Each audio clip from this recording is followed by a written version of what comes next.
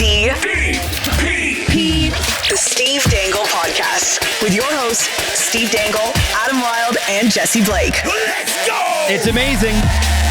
It truly is amazing that in consecutive decades, the Chicago Blackhawks have made the worst trade of a decade.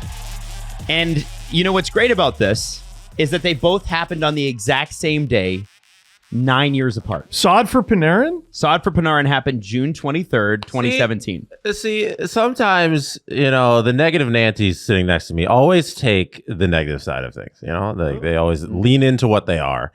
And you should look at lumped into this? What did I do? You should look at this as... You did a whole video about how it sucks. Yeah. I know. Thank you for answering the question. It's garbage. Fleecing, blah, blah, blah. No. This is back-to-back. What is it? How long was it? 8 years? 9 years. 2017 to 2020. Wow. 9 years after he did the fleecing the first time, Jarmo Kekalainen does it again. Jesse Blake. This is a celebration of the trade master, not a dumping on Chicago. You know what? We should be celebrating Jarmo because he made both of these trades, and that's fucking insane. And you know what's great, too? Hall of Fame trading. You know what's great, too? Gosh darn. Yarmo has one good trade a decade, and this is it. It's amazing. Right. Now, back to the regularly scheduled program. Let me give you a stat. is. This is the first time that a team knowingly traded a top 5 pick in 18 years. Right. They've been traded, but Plenty of teams have been stupid and done it by accident. Stutzla. The Leafs. Stutzla and also, the Leafs. Yeah, but for reference, the Chicago Blackhawks during the Connor Bedard era, his ELC, have not finished higher than 31st. Oh, can you give us that player, the top 5 traded pick? You should know it. Wait, which? Luke Shen. 2008. That's when the Leafs swapped the pick. Oh, they got the pick. Yeah. Sorry, I thought you were talking about Tyler Seguin. No, but they didn't know, I guess, actually. No, they did at the time. No, like when they made the Kessel trade, they didn't know they were giving up the 2nd overall pick. But when they acquired the 5th overall pick for Luke Shen, they didn't know. That's the 2008. That's the last time it happened. Right. Yeah, it's Luke Shen. So Leafs always involved. So again, for reference, the Chicago Blackhawks have not finished higher than 31st for the many teams? entirety of Connor Bedard's entry-level contract, which has expired. For those who do not remember, and this is where I find fans, I know how old you are. Because people were like, excuse me, because I called Stan Bowman a not great general manager because he's not. And people are like, he won 3 cups. What the fuck are you talking about?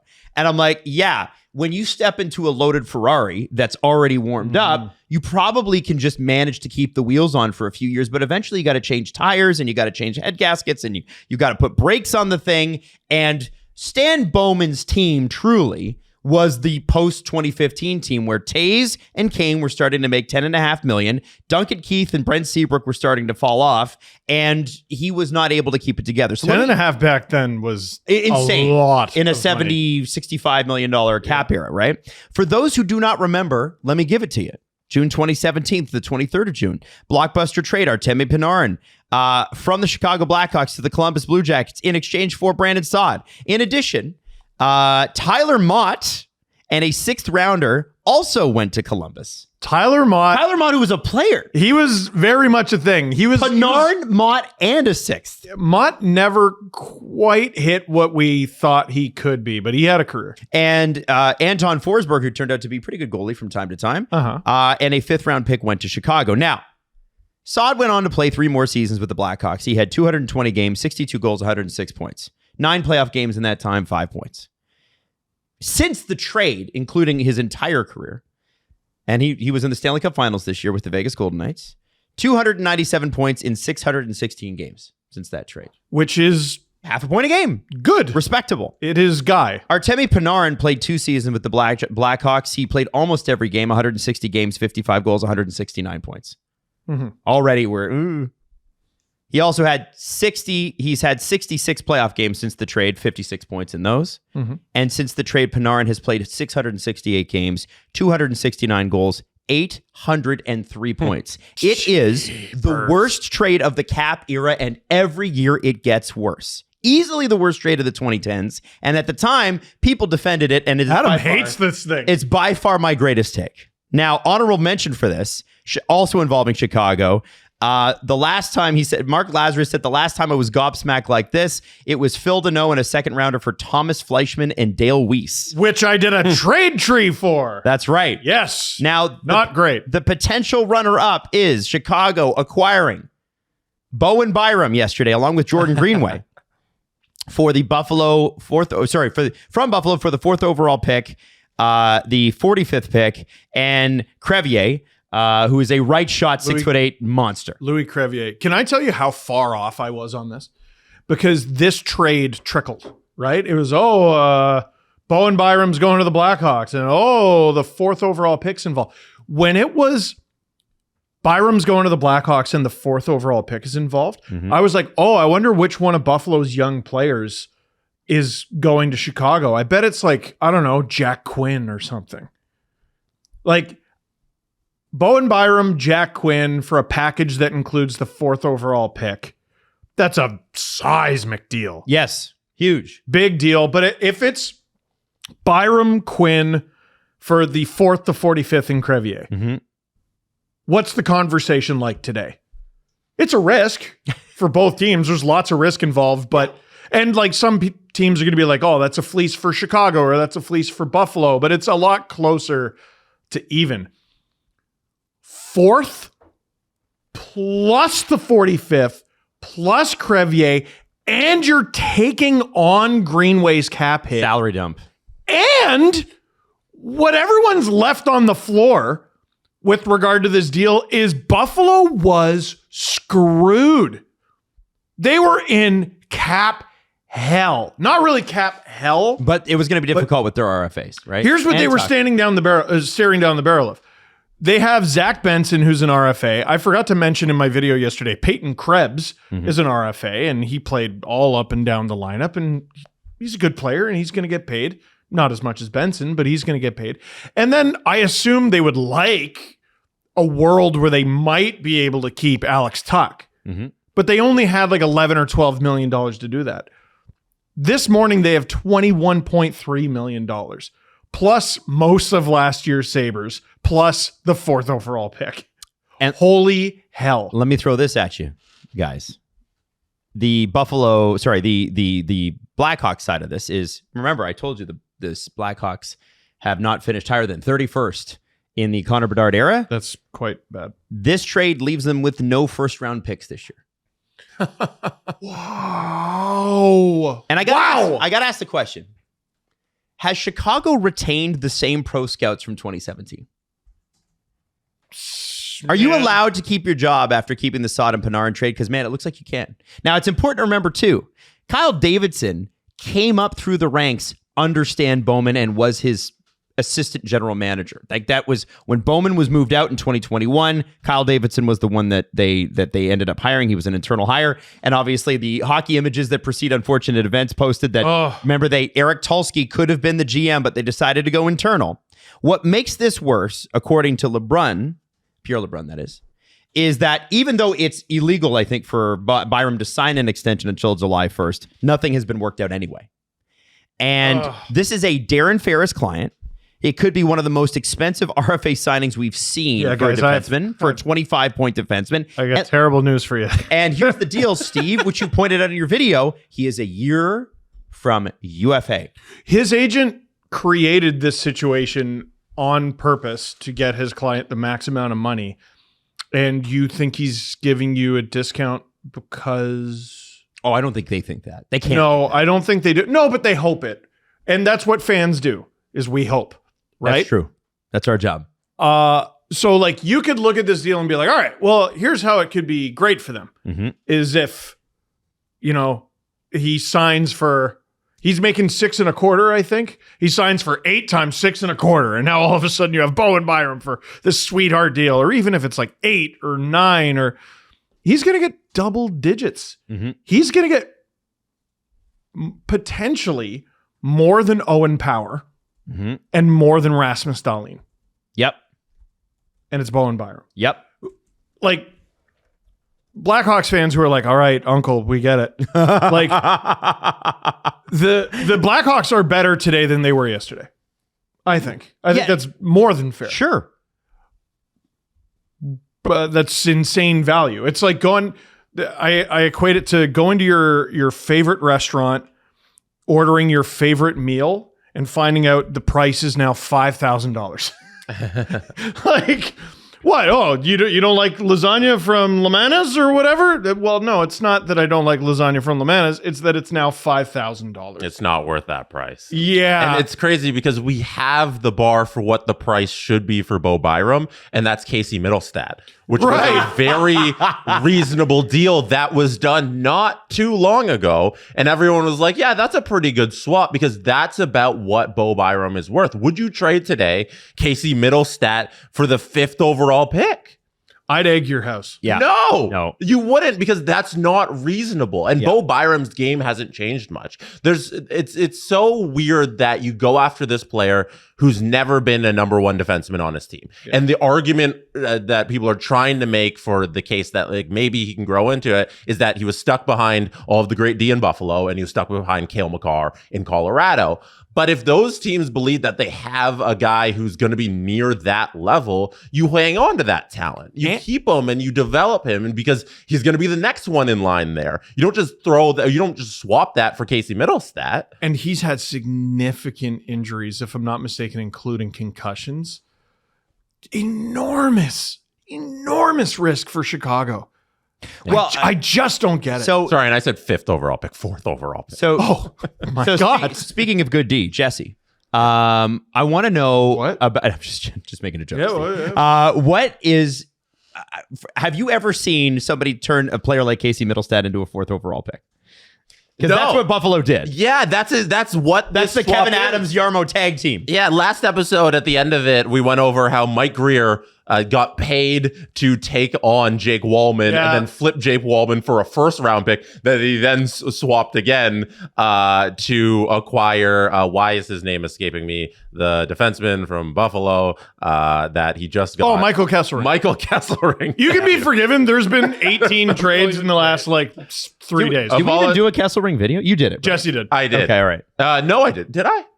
You don't even know. Yes, I did. I did do the Kesselring video. I forgot which one of us did it. There's been so much happened. Yesterday in my Byram video, I was like, I've shot 3 videos today. This one, the Eklund one, and I forgot what the first one I shot was. Yeah, and it was Nemec to counter. There's been a million big trades. Anyways, apologies to the Kesselring family. So Mike Greer makes that swap, but you look at this one, this is just as impressive, if not more, because this is Casey Middlestat for the 4th overall pick, a 1-for-1 deal nobody would make. And we have to have serious discussions about Kyle Davidson's terrible tenure as general manager of the Blackhawks. He doesn't have a hit on his hands. No. I don't like any of the moves he's made. They've been struggling. You pointed out they haven't been above 31st place in his entire tenure, and there's been no growth. With the Sharks, last year was unbelievable. We finally saw the growth. And here they've been looking for somebody to play along Bedard. They've been struggling to find that specific position. And you have an opportunity to take someone at 4th overall, and they punt on it to go get the defenseman that they're kind of missing. And they get a guy who's maybe not ever going to be that defenseman because nobody really projects him to be that defenseman, and he has never been that defenseman. The argument for him is, well, he was stuck behind Cale Makar. Well, he was stuck behind Owen Power and Rasmus Dahlin. There can be a reason why. Yeah, well, I'm not saying those things do happen. They do happen, sure. And I'm not saying, but the knife cuts both ways. If you want to make that argument, you can also say, yeah, because he's not better than them. Yeah, and those are 2 of the best defensemen in the world. 3. Well, Power runs the Power. Well, 1st overall pick, and I think he's going to get better. Yeah. But I mean, Dahlin is dumb. Amazing. And Makar is Makar. When you are trading the 4th overall pick, you need an assurance of what you're getting in return, because you can be pretty solid that you're going to get, if it's going to be a young talent whose ceiling is super high, who knows if that's going to work out, but you need to know what you're getting back is going to be what exactly you need. And Bo Byram, sorry, but he's still a question mark. I think you're right. And you also don't have him past this season. That's even crazier on top of all this. It's not even a young player who signed 7 years and you're getting and at least an agreement that you're going to have the chance to develop him. You don't have that agreement from him yet. With the agent that Steve is a huge fan of, who knows if you're going to get that agreement. Can I say this? The price for paying the 4th overall pick should have been the deal already in place. So if on July 1st the deal happens and it's done, then fine. Okay, that you paid the price to talk to the agent ahead of time, get the deal done, and then July. I know they're not supposed to negotiate till July 1st, but let's not pretend tampering doesn't happen all the time. American teams are tampering the hell out of Canadian teams right now. We all know that. So let's all cut the bullshit. Fine, they talked. Maybe they got a deal in place. And that's Brady great. Tkachuk going to Florida had nothing to do with his brother. Yeah, no, for sure. Yeah, oh, man, we'll get to that later. I feel genuinely bad if you It's believe that. so like it is some of the most embarrassing clips I've ever seen. But anyway, in the meantime, I think, yes, it does make Chicago better. Okay, so let's say Bo Byram has a 70-point season. Okay? That'd be very, very good. Chicago might move all the way up to 24th in the league.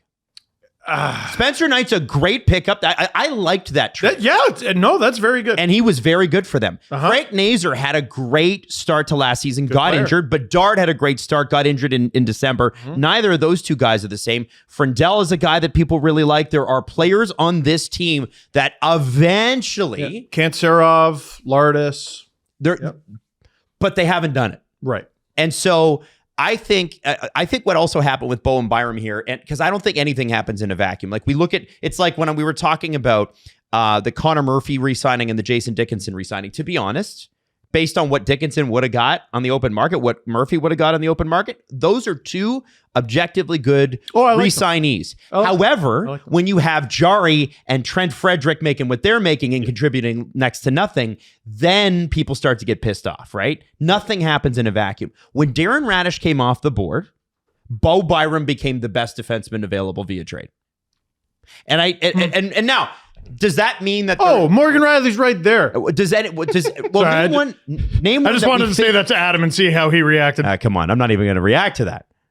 Like Simon Nemec obviously went yesterday, and we'll talk about him. But Nemec hasn't proved it yet, right? He's fascinating. He's a fascinating player with all the tools, but you look at the player cards and you look at whatever, and there's a lot of warts to the game, and he's 22. My point is, Byram is the best player available, entering his potential prime.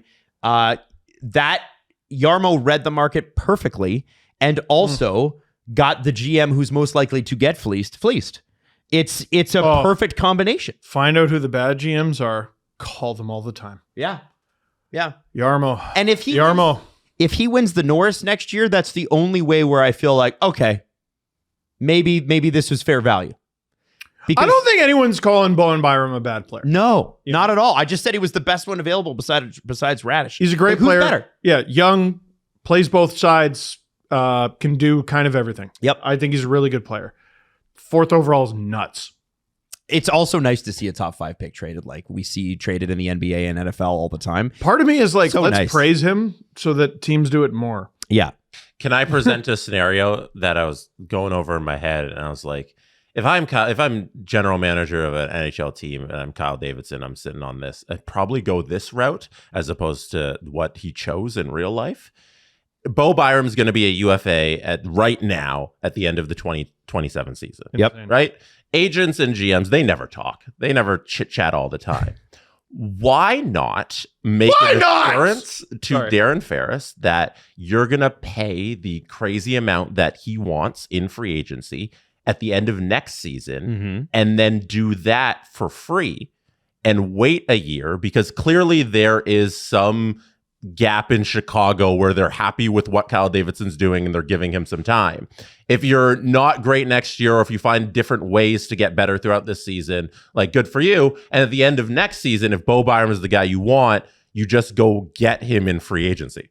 Right. Why not make that side deal, that handshake agreement with Darren Ferris, and a year later you give him that contract, and then you still have the 4th overall pick, a 2nd round pick, and a 2nd round pick, and your prospect.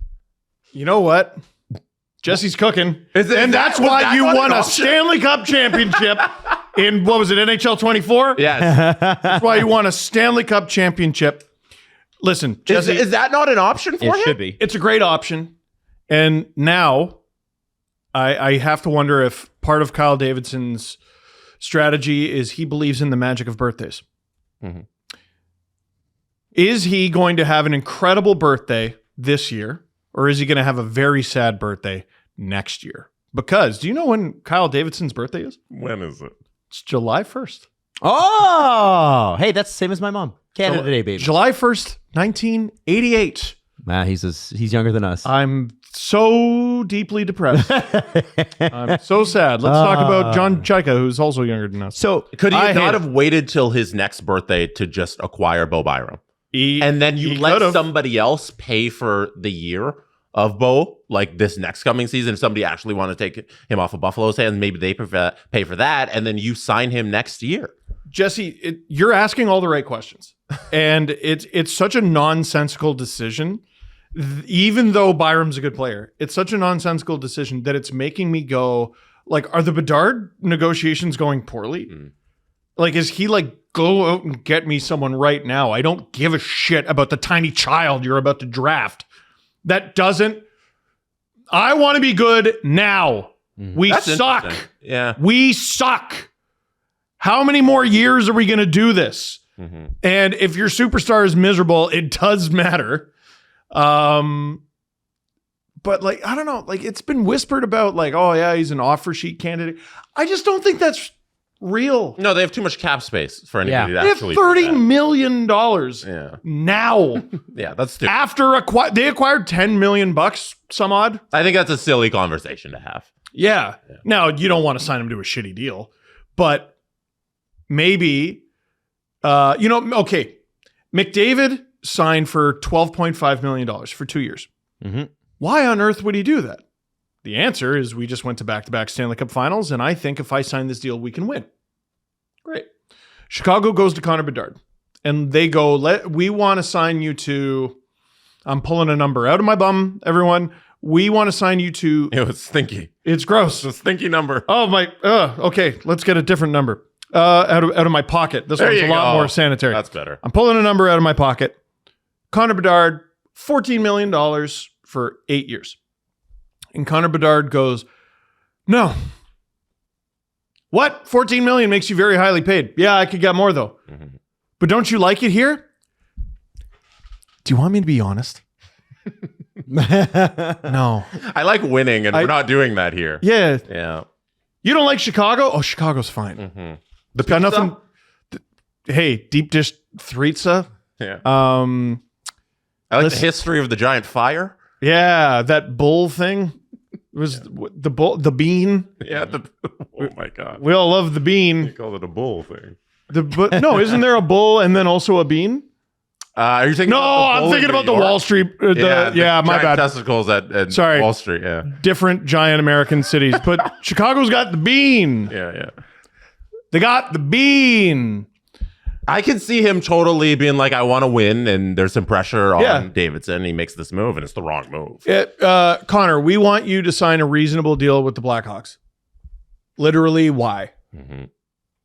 no, you got to take the money. Just take the money. If they're No, Yeah. no. No, if you're Connor, yeah. This is what I'm no saying, reasonable though. deal. Yeah. I want $14 million, or That's low. they want $14 You million want per. north of Panera? For me to sign with your Yeah. shitty hockey team, I want $18 million a Yeah. year. You stink turbo dog shit. And some people are going to be like, listen, you're a Leaf fan, die. And my response to that is, don't worry, you'll get your wish eventually. But also, the Chicago Blackhawks, that stat is the most depressing thing I've ever heard. Yeah. Bedard's ELC, the Blackhawks never finished higher than second last. It's brutal. And no first round picks this year. I guess they don't care. I So- guess they got enough on their roster. I can almost sympathize with them being desperate. It's still insanely poor value. Yeah, of course. But you got to get it done. Like even Crevier, I'm like, dude, like he's one of those prospects where I'm like, if you show me a chart on him, I'm going to give you a wedgie. Don't be a nerd. He's 6'8", 230, and cranks the puck. He vaporizes the thing. I don't want to see anything. Don't tell me nothing. Andy's a righty. Put that chart up your nose. I don't give a damn. He's beef to bring that back. I love it. It's fun.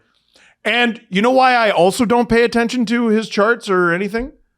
We got the 4th overall pick. Yeah. Which they might not hang on to. Yeah. This is the next part of you're the conversation. Buffalo, they don't need it at all. Move that thing. Go get something to make you even better right now, because this is a really good hockey team. I believe who they were since the Kevin Adams firing. Like, I think they're going to come back and be that similar team who won the Atlantic. So you should flip that and go get more. Devil's advocate, the Sabres have kind of a window here. You're going to need some talented cost certainty. That's true. You have the opportunity to get, okay, I don't think it's likely, but it's possible a player like Ivor Stenberg is available at 2. We expect him to be available at 2. He could be available at 4. Yeah. What if you get Ivor Stenberg on an ELC for 3 years? Yeah. No, that's a good point. Or, now all of a sudden you have a Boehm Byram sized hole in your lineup. Carson Carrolls. Here you go. Just slide him right in. I think Chase Reed. I think what you're outlining is the value of the 4th overall pick and why nobody ever trades it. Yeah, no, the Blackhawks are insane. I'm sorry. I mean, I don't know if are either of those guys going to play this year. We don't know. Right? But going forward, you have that guy certainty at like so little money for a guy who might be really good in the NHL in year 2 or 3. Yeah. Even if they disaster. Slide a year, the Sabres aren't. No. I don't think they're going anywhere. No. Not in the immediate future. Here's what you could do. You draft someone crazy, they slide a year, and you use the space you have now to go out and get someone else nuts without spending the 4th. Because Chicago also took Jordan Greenway, which freed up $9 million total for the Buffalo Sabres. Because they need living, breathing human beings to play for their team. And, who is signing there? Chicago? Yeah. Tyler Bertuzzi. Who is signing there this year? You're there for, the bag's there. Holy shit. What a bag. Yep. You can get money. I think oh my God. You can hear me trying to be like, but I can't do it. I can't do it. It's not, yeah. Byram could be the best trade acquisition the Blackhawks have had in a very long time, and that value is still not based in reality that we know on Earth. Even if it works out, it doesn't mean at the time it was a good deal. It's a terrible value for that. Yeah, and so then my question would be, had the leverage. Chicago does have other trade chips, right? Like when I talked to Ian Olin about from Russian Machine about the Caps thing, he said that the deal we made for Kyrou, that was our big trade chip, right? That was what we had, the first and McMichael. And we'll talk about that trade coming up. The Sabres, Blackhawks have an opportunity here where they have some young guys. If they do want to speed up the timeline just a little bit, this is a seller's market. You have players that people want.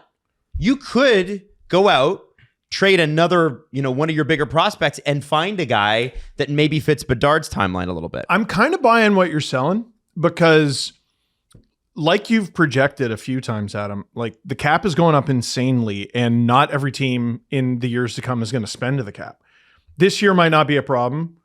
Then there's next year because it's going up $9 mil? Mm-hmm. And then what about the year after that? Well, another 10.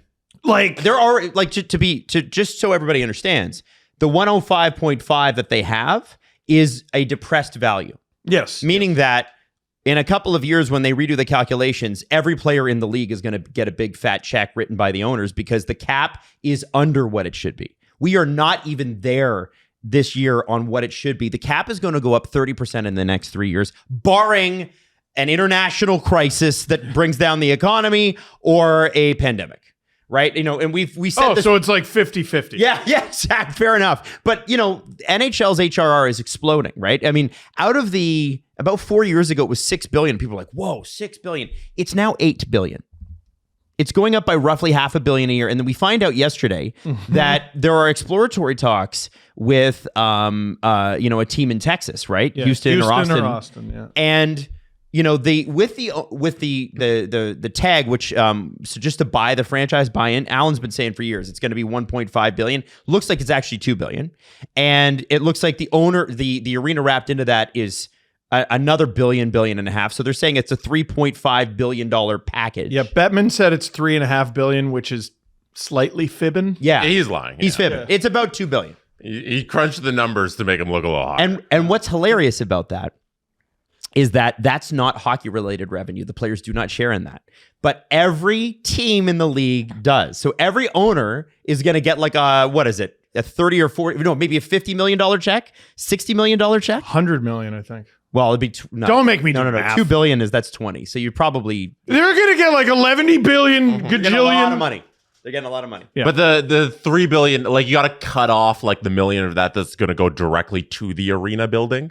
So they're probably getting the $2 billion split check. See, Gary got me. Yeah, that's what he did with the number. I'm gonna get you, Gary Bear. I'm gonna get you. He lumped in the arena, which is a lie. And the salary cap, by the way, $104 million next year, 26-27, 113.5, 27-28, and then it's projected to be in 28-29, 123, and then from there it can always adjust down or up as they see fit at the end of the years. But those are the numbers on that cap. There's definitely an argument to the Blackhawks just going screw it and throwing their financial weight around, for sure. Yeah.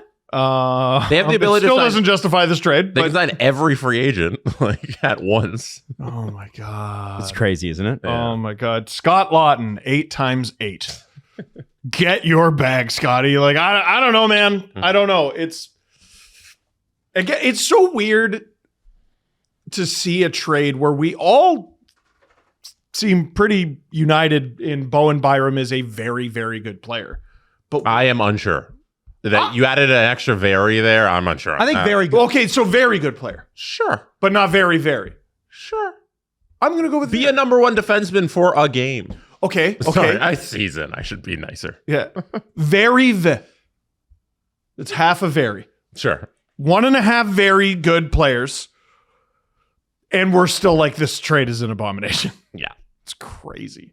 BetMGM is an official sports betting partner of the National Hockey League. It has everything you need for the action off the ice, but also on it for next season. Ooh. And Jesse's looking at something very interesting. BetMGM added 2 Leafs props to the board for next season. Steve, do you want the McKenna prop or the Radish prop first? Oh, McKenna. McKenna? Okay. Gavin McKenna to score 20 plus goals in the regular season. You can bet on that right now. It is 1.42 times your money. So they're saying it is very likely. A $2 bet only nets you out 84 cents. What about against it? You can only bet for it. That's it for it to happen. See, I don't want that one. Okay. He's a playmaker and a rookie. It's hard. Okay. So what if I up it to 7-1, 30 plus goals? Are you taking that? I mean, that's a bit better. That's definitely better. He's also not going to do it. But it would be fun to follow. I could maybe do a $2. There you go. $2 Steve right there. 70 plus points is 8.5 times your money. He ain't getting 70 plus points. No, that's 70 a plus throwaway. points for a rookie is insane. Okay, so Matthews didn't even do that. Let me give you the Radish one then. 36-1. Whoa! Radish puts up 80 points. Oh! So he's essentially a point a game player. I tell you, I sprinkled $2 on that. He's very not going to do it. He's the only person on the team in the back. He's only. Okay, so Adam put $2 million. Stop doing that. Aaron Radish, 80 plus points. That nets you $72 million. Well, I guess I'm going to have to get my $2 million out and do it. Okay, what about for me? The 2, there's 72. There you go. Hey, $72. I take that. He's the only one. That's Gavin McKenna's number. I know this is the Radish prop, but like you got to understand. Whoa. You got to see it at the start. Oh my God. Damn, Steve, that's great. Now, BetMGM.com for terms and conditions. Download the new BetMGM app. It's improved and it's awesome. 19 plus to wager. Ontario only. Please play responsibly. If you have any questions or concerns about your gambling or somebody close to you, please contact Connects Ontario at 1-866-531-2600 to speak to an advisor free of charge. BetMGM operates pursuant to an operating agreement with iGaming Ontario. Let's talk about the Calgary Flames picking up who I believe will be their future power play quarterback. And people are like, what about Zane Parekh? They already got Zane Parekh. I'm like, listen, I don't wonder know if you guys know this, but there's been tension between the Flames and Zane Parekh. They were not happy with the comments he made going into camp last year or World Juniors or whatever the hell it was, because it's not hockey man shit, right? Yeah. So we'll get to that in a second. But Darren Haynes, who just writes about the Flames sometimes on Twitter, said, perspective on the Simon Nemec edition. Owen Nolan, first overall, Quebec, 1990, is the last top 2 NHL draft pick to play for Calgary. Owen Nolan played for Calgary? That was 19 years ago. He was 35. Oh, he was a Flame. The late Mel Bridgman was a first overall pick by Philadelphia in 1975, was 26 at the time. He was the youngest. So the only, because remember, Calgary's never drafted top 2. No, and Huberdeau's a third overall pick. So Nemec belonging to them. Nemec is the second overall pick. He played. Owen Nolan, first overall pick. Andre Zizurin joined the Flames at 28. He was number 2 in 1996. Roman Hamrlik was the number 1 pick, joined the Flames in 05-06. He was great there. Rob Ramage, former Leaf, joined the Flames in 87-88. And Mel Bridgman. So I thought that was an interesting stat. Now, the actual trade is Nemec and Maxim Siplikov for a conditional 27 first-round pick. By the way, it's top 10 protected. A conditional 28 first-round pick. So that's Vegas's first-round pick next year. Colorado's first-round pick in 28. Both are top 10 protected. A 26 second-round pick from New York Rangers and a prospect named Etienne Morin. And as I mentioned, both first-rounders are top 10 protected. Yeah. And, Simon Nemec is an interesting guy because, the player cards floating around are not exactly great. But here's a guy who was, under Luke Hughes and Dougie Hamilton in the New Jersey defense. They've really yo-yoed him. They have. Yeah. And producer Drew, added some value to the conversation. He was not shitposting when he wrote, blind squirrel finds nuts. Simon Nemec led the entire Olympic tournament in scoring chance contributions among D-men, playing 23 minutes a game for Slovakia. He said the Flames got a stud, instantly will be their number 1 power play QB. And beyond that, Eric Francis was at the Craig Conroy press conference yesterday, and here's what Craig Conroy had to say. He said, when you get a 22-year-old right-shot defenseman that was second overall in the draft and he's on the upswing, that's something we had to target. We paid a big price, 2 first-round picks and a second, but that's why you get those. The key for me was keeping our own picks. When you look at Vegas and Colorado, they're good teams. So those picks are going to be later in the draft, and we felt like to get a player of that caliber, it was worth putting all of these things in to get him. Now, Steve, you did the video, and you mentioned this too, right? They are picks that we expect to be potentially 25 or lower. Yeah, nuance and specifics matter. Mm-hmm. Oh, man, we got 2 firsts for this player. Whoa. Mm-hmm. It's, what is it, Vegas's pick next year. Vegas just went to the Stanley Cup final. We agree they're a pretty good team. Yeah. Yeah. And Colorado in 2 years, they just won the President's Trophy. They went to the Western Conference final, lost to Vegas. Do we agree they're a pretty good team? Yeah, they're a pretty good team. Yeah. Now, a Colorado fall off would be interesting, especially for Leaf fans on account of we have their 2027 first round pick, but they had the foresight to protect it. And both of these picks are protected? Yes. Right? Top 10. So if Colorado or Vegas fall off, they're fine. They got the pick. Then the next year, it's unprotected. Yes, that's right. Yeah. But now you're just kicking the can further down the road, and it's magic beans, and then it's magic beans that are actually even further away than the magic beans originally appeared at your feet. It's good. It can help you. You can get good players in the 20s, but you're optimistically getting 2 first-round picks in the 20s, which means those picks are probably not in your lineup until roughly 2030. So are you underwhelmed by the return for New Jersey, considering they're trying to win now? Yeah, I am. Okay. I don't At this point, I don't know what to make of this draft class. Does everyone think it's great, or does everyone think it's garbage? Like, is everyone trying to acquire picks, or are teams going, get rid of these friggin' things? Mm-hmm. I'm under the impression it's a very good draft class. So maybe New Jersey should hang on to them, or I don't know. They could go out and get a guy like Bowen Byram.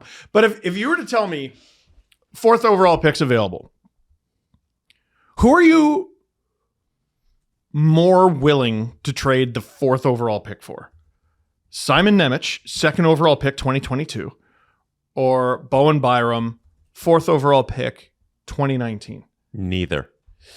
I want the fourth overall pick this year. I like your answer, to be honest. Now, in Calgary's defense, that wasn't on the table for them. They didn't trade the 4th overall pick for him. I like what Calgary gave up for him. But Nemec is about to sign an insane deal, it sounds like. A deal that he frankly hasn't earned. Like, it's purely based on potential. And apparently he wants the plus 10 million. He wants double digits. Yeah. For what? A lot, yeah. Do I think he'll be worth that one day? Sure. Mm-hmm. I don't know. Now, people. But you just gave up assets, so. You just gave up assets, so you better. That's the other thing about like being that player's agent. It's like, yeah, so you think my client's pretty gosh darn good. Yeah. So he's about to get over 10. Mm-hmm. Byram, I think, is about to get over 10. Mm-hmm. Maybe this is where the adjustment comes in, because we're talking about freaking out about the prices that we're going to see in free agency. I think it's already here. Yeah. We're about to see them in restricted free agency. Calgary, again, sort of like Chicago, they got better right away. I think they're better. Not I think. They are. They're better. Clearly better. Their right side is now something along the lines of like Nemec, White Cloud, Pakal, and Parekh. And you could trade Parekh. You could keep Parekh. I'm sure White Cloud probably has crazy value. It's great news there. I think it's a fantastic deal for Calgary. Yeah. It's great I news. agree. Yeah. I'm somewhat underwhelmed by the return for New Jersey. And I think no matter what, it's probably a disappointing outcome for the Devils. And this is not Sonny Meta's fault. Yep. They spent a 2nd overall pick on this player, and he's like, I think 8th in the draft class in games played. He's not even first amongst defensemen. That's Pavel Mintyukov. He's never averaged 20 minutes a game over the course of a season. Right. And I think that's something he's capable But of. the reason that the let's just be straight. The reason that happened is because A, they had the depth. B, they tanked his value by not playing him in those moments, right? Yeah. You had Dougie Hamilton, you had Luke Hughes. Maybe they weren't expecting Luke Hughes to be as good as he was, and then to have to sign him to the extension that they had to sign him to before training camp last year. But then they tanked his value in that sense. He was brutal. Luke Hughes. Yeah, he was. Yeah. Brutal. Yeah. But now he's signed, and listen, you're still trying to get Quinn, aren't you? So I don't know. Or you just have Jack, who is on one of the best contracts in the league. sure. I just think that People at the time were like, is that? I doubt New Jersey's looking at this and going, we're going to trade we're going to keep these. I think they're looking at this as that's trade deadline fodder for them. And they have a lot of money coming off the books after this season. It's fascinating. It's such a good draft class, but everyone seems to want to win now, including teams that have no realistic path to doing that. Yep. Like Chicago. Yep. But there's a lot of money on this. Like, there's a ton of money on this roster. Like Siegenthaler, 3.4. Kovacevic, $4 million for the next 4 years, and Sheldon Keefe doesn't even like him. Brendan Dillon, 1 more year at 4. Brett Pesce, 4 more years at 5.5. Luke Hughes, $9 million forever. Dougie Hamilton, 2 more years. And listen, I'm not surprised Sonny Meta likes Dougie Hamilton. I don't think there were very many reasons not to like Dougie Hamilton, but if you like analytics, you especially like that guy. You're getting the 2 last years of his potential prime. Just keep him. But then you look up, further up the roster. Nason, Glass, Bukestad, all expiring at the end of this season. Nico Hirscher's contract's got to be redone. I think what you do is you're trying to figure out, is this like Connor Brown's got a bit of a whopper, $3 million for the next few years, but that won't be so bad as the cap goes up. I think they've got a ton of flexibility, especially going into next summer. Do you not look at this and go, okay, let's deal those picks We could deal them now and find somebody who's like 25, 26 that fits the Meyer, Hughes, Jesper Bratt, Nico Hischier window. And I feel like they probably want to add a forward. I don't think they need anything on defense. They also got to make a decision in goal. Like, is Markstrom, whose name's been out there, a guy that they're going to hang on to? Yeah, no, please no. Are you putting the picks and Markstrom as a part of a deal? That's interesting. You know, like I think this gives them a ton of flexibility. If you're looking at this as, New Jersey's going to use those picks in draft, I think there's a reason why they're not this year. I think they're next year and the year after. I look at them a little bit like the Islanders from last year. So last year, remember, I picked them to finish last in the Metro, but I had a reason for it, and a number of things needed to happen, and they didn't happen, and I'm okay with that. But what I saw is this is going to be a team that is going to be in the fight, and then they're going to dip out of it, and then they're going to sell. And they had all these expiring deals, and I'm like, oh my God, they're going to get picks for this guy and this guy and this guy. I look at that Puckpedia page for New Jersey, and I see the same thing. Unless they find a way to be good. The Islanders kind of fell into the perfect no man's land where they were competitive all the way up until they weren't, and then they missed. Here's a thought. Connor Hellebuck's name's out there. Oh, to the Devils? New Jersey needs a goalie. The Devils need a goalie whose name starts with L.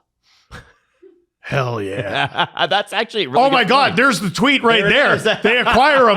Hell yeah. Oh, that's good. That's New great. Jersey pulls off a hell of a deal. Yeah, there it is. Hey. Just so, because I think there's a little confusion in the conversation, none of their picks that they acquired are for this draft. That's what I mean. Oh, yeah. okay. Yeah. So like That's good. They don't have to spend them. Like they won't be spending anything on Friday. So there's time for New Jersey here. It's a 27 pick and a 28 pick. So they can sit on it and they don't have to really make decisions. What do they have for this year? Just their own pick. Which pick? The first round, like their own. No, I know that. Like where overall? In the draft, I can pull up the draft. 12 overall. 12th overall. Yeah. That's a good player. Yeah. This is the best. Like let's just take a second. This Fun. This is what we go, hey, every summer. Oh, this summer could be interesting. This could be spicy. And then it's like, oh, this third liner was traded for a fourth, and there was some retention on the deal. This is unhinged. Yes. It's great. Yesterday alone was great. This is the second overall pick from 2022 was traded. The 7th overall pick from 2021 was traded. The 4th overall pick from 2019 was traded for the 4th overall pick this year. And then what was the one you did? Oh my God, the Kyrou trade. Yeah, which we'll get to. We're going to get it. That was in a day. You're basically just lining up the trades that we're talking about. No, I know, but like that. I just needed to take a little aside to be like, this friggin' rocks. And it doesn't sound like we're done by a long shot. William Eklund to Ottawa for the 9th overall pick. The actual full trade is Ottawa gets William Eklund, Kasper Halttunen, and the rights to Brandon Svoboda for the 2026 first pick from the from the Ottawa Senators to the San Jose Sharks, but it originally was the Florida Panthers pick, which they traded to Ottawa in the Brady Tkachuk deal. So Ottawa still has 2 picks in the first round. I believe it's something in the early 20s, and then obviously they have that 32 pick that they can't trade, but they were awarded for ripping off the Golden Knights for. Right. So nice that Ottawa got that back. And they're not allowed to trade it. And this pick that was traded here by Florida was originally Chicago's pick. And then Florida got it back because it fell in the top 10. So Chicago's still going to get a pick later. Hilarious. So it actually went Florida, Chicago, Florida, Ottawa, San Jose. And then wasn't there some contention there? I thought I saw a Blackhawks fan tweeting about it. Like, yeah, because there was confusion on the actual deal when it was announced if it actually was top 10 protected. Is that what you're referring to? Yes. Yeah. And like, Kyle, buddy. Yeah. Oh, this is all back to Kyle Davidson again. Kyle. No. Yeah, you walked into the 1 year where Florida's bad. Yeah. And you didn't even get that pick. You're telling me you could have had the 4th and 9th pick. And you fucked that up. And you now have none of those things. Yeah. You should not Oy have let vey. them. You should not have let them top 10 protect them. No, you should have been in those negotiations saying you're Florida. What do you mean? You need this. Top 10 protected. Yeah. Like, just give me this pick for Seth Jones. And he fell, you know? He fell in those negotiations to Bill Zito, and he said, no, you can top 10 protect it. This is kind of underratedly the most tantalizing trade of yesterday, because I look at both teams and I'm like, what are you up to? Mm-hmm. So Eklund replaces Brady Tkachuk. No. Like, yeah, none of us believe that. No, right? he's just a good player. He's a good player. Yeah. And he does help fill that hole. He's on people saying, by the way, that they're like, oh, he only had 53 points in 78 games. I'm like, guys, this guy's a good player. Kick Are you rocks. fucking out What of are your you talking about? He's also still a child. Yeah, Like, 23. like, what- he's yeah. going to grow What are into we talking a better about? player. His plus minus is a war crime. But like other than that, San Jose. yeah, they haven't had the greatest time. He puts up points, playmaking winger, $5.3 million, still so young. Like, that's good. And also Haltonen is a guy. Like, he's going to play games for the Ottawa Senators. And like potentially this upcoming season. Big guy, good on the power play, OHL champion, I think Memorial Cup champion. No career games yet, but No. he'll get up there eventually. No, good AHL numbers with the Barracuda. And then Brandon Svoboda is the only guy where I'm like, okay, that's a straight up future because he's in university. And if I'm not mistaken, has 2 years remaining. Mm-hmm. And it's just his rights. But like, looks fine. Even if he doesn't pan out, Haltonen and Eklund is pretty good. Apparently a big glue guy. People love him. I love that. I really like William Eklund as a person and as a player. I think it's a really good acquisition by Ottawa because I think Ottawa has a really good core right now. And I think who they were analytically last year is actually who they are, and that the goaltending sunk them early in the season. And when the goaltending turned around, they looked really good. And then their entire defense core went down for a month and they were playing the AHL's defense there. And then they come up against the best team in the league, I think, and nobody thinks anybody's close to Carolina now that we see how the playoffs played out. And that's who they had to play in the first round. So if they got better play like throughout the entire season, maybe they're in a position where they don't play Carolina in that first round and they don't have to go up against that and they win a couple rounds and everything in the season kind of looks different. So I don't think they're in a position to rebuild, and getting Eklund here sustains kind of your window and it actually extends it because he's younger than Tkachuk.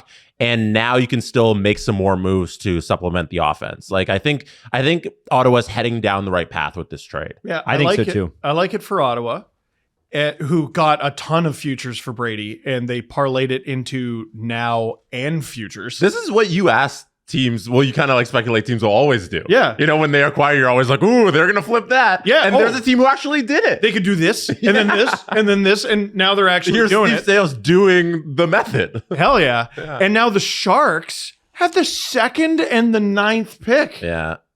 I don't know if they're going to use either of them. Mm-hmm. I think they will. But, like, okay, here's how valuable that is. Listen, the Leafs are picking first overall. I don't think anything is going to change that. Mm-hmm. But let's have a fun conversation. Is the 9th overall pick enough? Would you trade would you trade the 1st overall pick for the 2nd and the 9th? Well, apparently San Jose is actually, they have more pick value in this draft than even the Leafs do. Oh, 100%. But they are the top two teams. San Jose's got the most, and then Toronto's with the second most. Yeah, the Leafs had the 1st overall, and then their next I think pick it depends is on 60th. it depends on the year, right? If it's a Connor McDavid or a Macklin year, I don't think you can. All right. Well, But if it's a, what was it? Not Heischer, but who was the guy? Nolan Patrick here. Maybe you go, I'll consider that. so like, I don't know if he drops this far. Maybe he does. But like, would you do something like McKenna, because you know who's going first? Yep. For Stenberg and like Verhoff, because he could drop to 9th. Yeah. Yeah. Man, like the Sharks could trade the 2nd pick. I think this And makes it keep more the likely 9th. that they will. Yeah, they could trade the 2nd pick and keep the 9th. They could trade the 9th and keep the 2nd. They could trade both of them. Mm-hmm. They're not done by a long shot. And I know that for a fact. Yeah. I mean, they could even like imagine, they could trade down and still have two picks in the top 10. Yeah. Like there's so much there. Just pick 5 times. Yeah, I'm trying to acquire Matthew Knies. If he's on the board, that's a perfect fit for San Jose. absolutely. Like that's where he should be going if you have all of this draft capital. And I don't know if Chaika wants is 9 or 2. Like I don't know what's enough in there for Chaika to be like, yeah, this is the move. But if I'm just thinking about a perfect fits for San Jose, like Knies is it. Heading into this season, if you're like trade Knies, well, first of all, I would have told you no. But then you go, okay, but you get the 9th overall pick for him. Mm-hmm. I would have been like, what? What are you talking? You get a top 10 pick for Matthew Knies? All right. And throw in Tyler Toffoli, please. There's a right winger, right shot who fits in the middle of the lineup. You're not going to get Knies for Toffoli and the second. You gotta have no, something the in 9th. there. I bet his dad will buy my book now. Oh, the 9th. His contract's a little heavy, where I think it's 6.5. Yeah. But I feel like there's a winger who fits perfectly in the lineup. Break Sharks fans' heart. They already are upset about Eklund. They love Toffoli. They love him. Yeah. Somebody suggested that to me on Twitter, like getting Toffoli in a Morgan Rielly deal. I was going to say. And I was like, that's a perfect fit for the Leafs there. Like if they can acquire that winger. So if you're doing the Knies deal instead, if it's not Morgan, who would also be great in San Jose, just take all the Leafs San Jose. I think Toffoli would be great coming back. They have no decor. And apparently the Leafs are listening on, well, obviously Rielly. That sounds imminent. And we're going to talk about that just a couple segments from now. Jake McCabe is apparently. Let's just don't go too deep into the Leafs. That's No, all I'm saying. but I'm doing it for the Sharks. Yeah. Or even Carlo, which is obviously. Well, and Mario Ferraro apparently is not staying.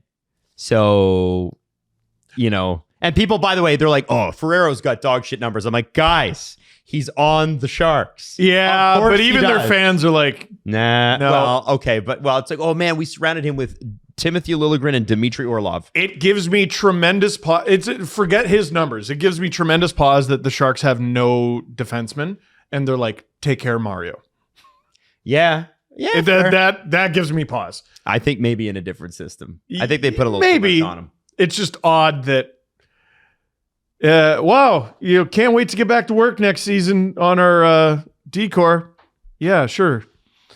Anyway, man, there's a luggage place up the street where, like, yeah, I don't know. It's interesting. They'll figure it out. The Sharks are doing great business here. They are. I hope all off season. I hope they move that second overall pick just for I want to know what that's worth. I want to know what that's worth. Don't you want to know what that's worth? Bedard. If a 4th is worth what that is, Celebrini Bedard. Oh my God. Davidson's like, you're right. I made a mistake with Byram. I must trade Bedard now. And Byram. The Sharks end up with Byram. Hey, listen, if you're traveling this summer and you don't want to get one of those weird, sketchy eSIM cards, don't even worry about the eSIM. You might even have a phone that's too new to even accept a SIM. You get the eSIM, right? And you get it from Saily, SAILY.com. And the promo code is Dangle. This is a non-sketchy one. Yeah, this is the good one. Yes. And it's backed by Nord Security, which is awesome. That means all your data is encrypted no matter where you are. No sketchy Wi-Fi, no weird eSIMs, or sorry, not just SIMs in other countries because it's very weird. eSIMs are great. You don't have to you have to do anything but download. You don't have to put anything in your phone. And again, encrypted, and no roaming fees, right, Jesse Blake? Yes, no roaming fees. I love Saily. It was super easy to use last summer when I was traveling. Maddie has similar experience. Saily's very easy to, and like if you don't think you can do it, it walks you through each step. Yeah, like Adam didn't even try. He's like, I'm gonna give the telecom company $1 million. I need easy. Give me easy. The Saily is easy. Great. All right, now Saily.com/dangle. 15% off at discount at checkout. 15% off discount on Saily data plans. Use that promo code DANGLE at checkout. Download the Saily app or go to Saily.com/dangle. All right. Jordan Kyrou is a Washington Capital. Mm-hmm. Did the video on this, talked to Ian Olin from Russian Machine Never Breaks, and he said, you know what? I think we paid a pretty high price for Kyrou. But it's pretty exciting. They did. He signed for 5 more years, which is important. McMichael was going to get a long-term deal, and I don't think really like that player. Me too. They had the same amount of points last year. They both had 45. Now this deal for me is 46. 46. Excuse me. Stupid idiot. First off, Jordan Kyrou is a 30-goal, 70-point guy. That's what we know. He's also signed at a pretty respectable 8.125 for the next 5 years. That's great. That takes him through his entire prime. You're good. Crazy skater. McMichael's not the play driver that Kyrou is. And you got to remember, St. Louis were ass last year. They were so bad. So I would expect his production to jump. But what stands out to me here are a couple of things. First off, we still don't really have confirmation that Alexander Ovechkin will be back. We don't know that he's gone. We know that he wasn't shaking hands on the way out like I'm leaving. Mm-hmm. I think he's going to be back. But doesn't this make it much more compelling that here's a very good play-driving playmaker who's going to find you? All you do, Alex, we just need you to stand still and wind up. He'll find you. They definitely, I mean, you want to win the Stanley Cup every year, but this is them going, you know what, let's actually make some moves here. Let's go for it. They have enough, they've drafted really, really well. Yep. And they have enough guys on the right side of 30 that they can afford to make this deal. It's a heavy price for Kyrou. I really like McMichael. 16th overall pick is nothing to sneeze at. Milton Gostrin. That's a guy that is very interesting as well. His numbers in Sweden are very, very good. Like, this is not just some throw in. Well, if you look at his numbers in Sweden, to quote Steve Dangle, you don't know the Swedish league, but he was 6th highest scorer on his team with men, and he had second highest scoring teenager on his team, I believe. Yeah, and he had, 25, something like that, 25, 30 points, something like that. The highest scoring player on the team had 35 points in 45 games. The Swedish Elite League is low scoring. So this is, and the fact that the highest scoring player on his team had 14 goals and he had 10, I'm like, this is a player that people love. And also in the, they talk very highly of who he is as a person. Like he's not second overall. Sorry, force of habit. Second round pick from last year. Yeah. Now, the other thing that really stands out to me about this deal, and I screwed up on my video, I was like, wow, the Blues have 3 first-round picks, forgetting that they also have Colorado's first-round pick this year. So they have the 11th, the 15th, the 16th, and the 29th. Sorry, one more time. They have the 11th, which is their own, 15th, which is Detroit, 16th, which is Washington, 29, which is Colorado. Okay. I don't know if it's going to be them, and maybe this is too high. Someone has to draft the Ruck twins.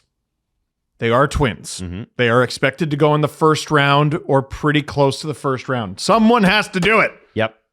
If they get drafted by different teams, I'm going to be so thrown off and upset. It's like a mustard stain on a perfect... No! They're twins! It should be law in all sport. Twins have to play together. They'll reunite in Florida one day. Oh, my God. Oh, they my will. God. Are we clear? Adam, what was your assessment on where St. Louis is headed? I don't. So this is the thing with St. Louis, man. What's their brand? Mm-hmm. And I said this in the video. I'm like, the question that they have not been able to answer since I think at least 21 or 22 is, what are you? What are you? If I roll into St. Louis, what am I afraid of? What do I got to manage? Respectfully, they're button mashing. They're just button mashing. And you got their Puckpedia page up there. Yeah. With all their draft picks. Look at that. That's great. 4 firsts, 3 thirds, 2 fourths, 2 fifths. Holy Toledo. Look at that. That's good. You look at the Kyrou trade in a vacuum. Hey, we got a decent first. We got a great young player and a prospect who could end up being pretty good for us. Great. Mm-hmm. But at the end of the day, all they're doing is like, okay, let's just do things that we think are good business and see where the chips land. Like, there's not a ton of... It's good to do good things, objectively. It's good to do things that are good for your team. But what is the purpose? What are you trying to be? Are you this kind of team? Are you that kind of team? And you can even break it down to, what is your window? I don't even know if they're trying to win. This is what I'm saying. Is your window... You don't have to go for it every friggin' year, but is your window, we want to be going for it by 2030? Well, we also found out today that because Kyrou was traded, Robert Thomas is off the market. So it would suggest that they actually are trying to get better now. Because if they weren't, then you would trade a Toropchenko, you would trade a Robert Thomas. Because then I would put the next era around Philip Broberg, Jake Neighbors. Are you still trading? Pius Suter doesn't have any trade protection, but Dylan Holloway's only 24. Like that would be where I would be putting my eggs if there was a basket to be had. Are you still trading Binnington? Well, his name is out there for sure, but his name's been out there for years. It's the Blues. Here's the deal: everyone's name is always out there. No one wants that deal. I don't think. Okay, it's a lot of money. Here's the rule of thumb: if a Blues name finds their way onto the trade market, you have 48 months to acquire that player. I actually asked about this because I think that's dated. Really? It's dated because what I'm understanding is Blues fans are like, well, no, Doug Armstrong's still in charge. Technically, but my understanding, or the way it was put to me yesterday by somebody who would know, is yes, Doug Armstrong is in charge until July 1st, which is a very odd day to do the switch off. Wouldn't you have done the switch off on like game 82 when you didn't make it? But in close consultation with Alex Steen, which tells me Alex Steen will make the final call. Thank you very much. It's like starting a new elf on Christmas Eve. But that's why I think the Kyrou trade finally happened. Yeah, because you finally got. Like Doug Armstrong refused. I don't think it's a coincidence that Alex Steen is due to take over and is in close consultation, and Jordan Kyrou finally moves. Correct me if I'm wrong, but I believe the NHL technical calendar flips over on July 1st. Yeah. That might be the reason you announce it as July 1st. Fair enough. HR Contracts. reasons. Oh. But the actual NHL calendar ends on June 30th every year. So it is, I think it's artificial. So, fair enough. Yeah. We run a company. Does it make, if we were running an NHL team, would it make sense to be like, hey, most important day of the year, now you get to be the guy? To me, they've already given the reins to Steen. Are you fucking That's kidding why me? I think the words are artificial. Exactly. That in terms of like the contract is actually kicking in on July 1st when the NHL calendar truly resets on the actual books. Okay. Yeah. All right. I like this deal for both sides. It's just a question of what does St. Louis want to be? I know what Washington wants to be. I mean, I forget. I think it was Freeds that said they like Carberry so much in Washington that they tore up the last year of his deal and said, we'll start your extension now with way more money. They love this guy. And he became one of the highest paid coaches in the game. And I could see why. And I think last year was just a year that happens. Sometimes you just have a shit year. And injuries and it just didn't come together. But I think Carberry getting a guy like Jordan Kyrou, like this is the piece. This is the piece that was missing. I think this is going to be a very, very good hockey team. I don't think the Metro are going to be as easy as they were last year, especially in the early going. It's going to be Carolina at the top unless there's like a ton of injuries. But I could see Washington finishing second in that division, no problem. I know he's put up a ton of points and done very well in Washington. Is Dylan Strome like a true number one? Does it matter if you've got Ovi and Kyrou? Well, this is what I'm saying. Right? It's hard to get a true number one. Yesterday morning, they didn't have Kyrou. Yeah. Right? And now it looks way better. And I love McMichael. But Ajax Pickering Raider. But Kyrou's better. Kyrou's a play driver. He's certainly better now. Yeah. Yeah. And I don't know that McMichael's going to be a play driver the way Kyrou is. I think that's the other part of this, is that, you get a legitimate force on the line, makes an appreciable difference on any line he's on. Really, really, like McMichael, I think, really, really solid middle six forward. Yes. Yeah. And I think he'll be great in St. Louis. He's going to get a lot of minutes. That's 100%. Sure. Let's move on to the Toronto Maple Leafs. A couple of notes on them. Morgan Rielly has officially submitted his list of teams. There are 4. They are all Western Conference teams, which that's really nice. He could have just said, no, trade me in the Atlantic. But I would imagine, I don't really know what the teams are. Let's take a guess. I would think at least a team in California. San Jose. You think, San Jose? San Jose. Everyone assumes Vancouver because it's sort of where he's from. They stink. Okay, I'm glad you brought that up. Why would someone with a full no move be like, please trade me to the Canucks in 2026? Especially someone who's never won in their career. I'm going to sign up for this long rebuild. No, you know what? Makes sense. Brandon Gallagher might be the exception to that, by the way. Yeah. They just said you're not coming back. But like he's a lot more washed than Mo. That's what I'm saying. No disrespect. Full disrespect. I mean, I think full realism. Brandon Gallagher is where he is in his career. you have healthy scratch versus like underperforming second pair defenseman. Yeah. Like it's a little different. So my San Jose would be on my list for Morgan. Colorado, is that an interesting place? Western Conference, They couldn't possibly afford him, could they? but it could just be on his West. list. Right. Yeah, it doesn't have to be realistic. It doesn't have Right. to be like. Oh, all right. Well, then Colorado, Edmonton, Vegas. Yeah. I Who don't. are the final four? I in don't the think West? Edmonton. I think Not so. Edmonton. But Anaheim's already lost John Carlson. Ooh, Anaheim's a good one. let's throw them. And Let's they do might them. lose Trouba. All right. So okay, let's literally do the final four in the West: Colorado, Vegas, Anaheim. But Anaheim is a legitimate spot. Yeah. Colorado, Vegas are not. I know. But well, that's what I want to do. Let's do legitimate. We Yeah. don't have time. And for mini mini round. round. We've got a lot of show to go. Yeah, I think right. my guess would be Dallas is on the list. San Jose. I think Anaheim's really good. And then for Utah. Dallas is so. Those are crazy my four capped. for Morgan. And like with Morgan, like they clearly like to have some older guys there. They also love a reclamation project. Look what happened with Jake Trouba. He's gone. He's done great. Valuable. Got tons of minutes. Like if I'm Morgan and I'm going, hey, it hasn't gone well the last couple of years.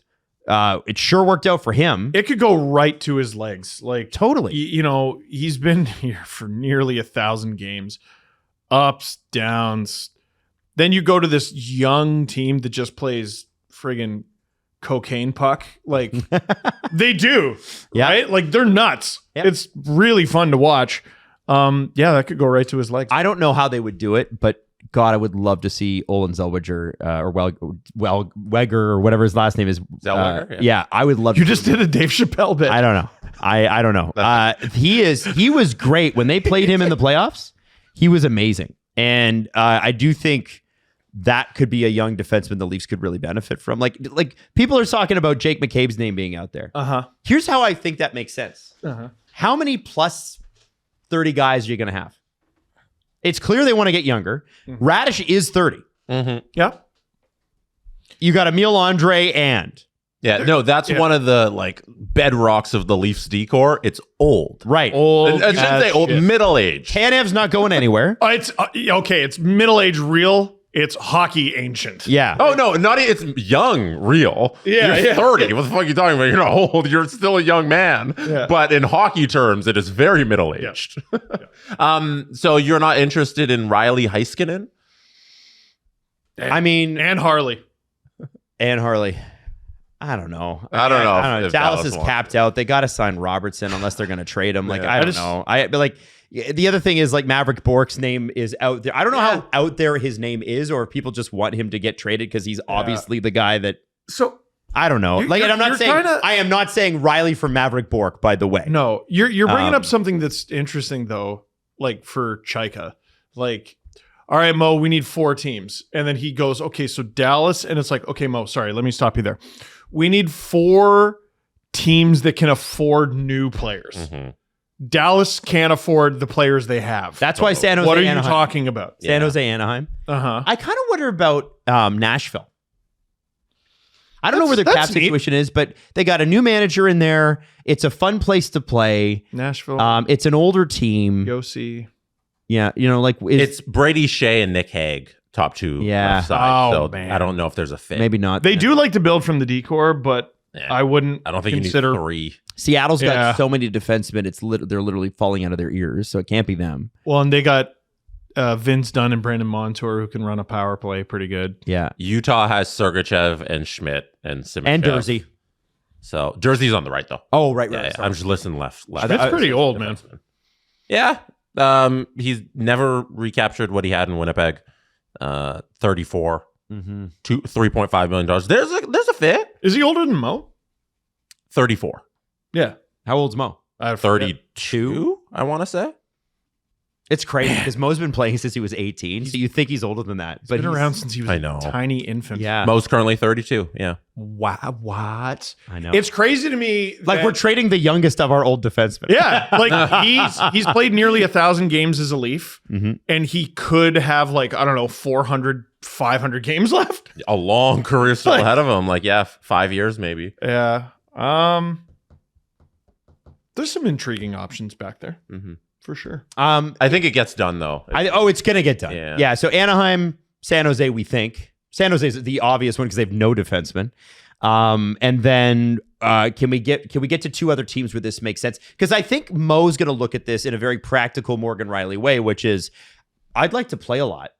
And I'd like to be a big part of whatever's going on. I don't want to go to he's not Brent Burns going to his last contract with Colorado trying to get one last chip or chance at the chip. He's still very much got some career left. He's a very useful player. And I saw a tweet today that was Morgan Rielly should not be traded just for the sake of trading Morgan Rielly. Exactly. If you don't get a decent price for this player, it's actually, keep him. It's actually interesting because there is a particular insider who said mere weeks ago, you're not trading Morgan Rielly without retaining. And if you do, you're not getting anything. Now, same person saying they're going to get something back for him. And so I'm curious about what kind of return you get. If Brandon Carlo, whose name is also out there, is a couple of mid-round picks, and I don't know, is mid-round 3 to 5? I don't even know what that is. Yeah. Is that what they're expecting? Okay. Here, I have a theory on, by the way, on what yesterday and all the rumors today is projecting. The prices on July 1st, we already think they're going to be insane. They're going to be twice as insane as that. Someone barely worth 4 is going to get 8. That's what I think. The reason teams are going out there making crazy trades, the most insane trades you've ever seen, no one's left. And the ones that are left are asking for,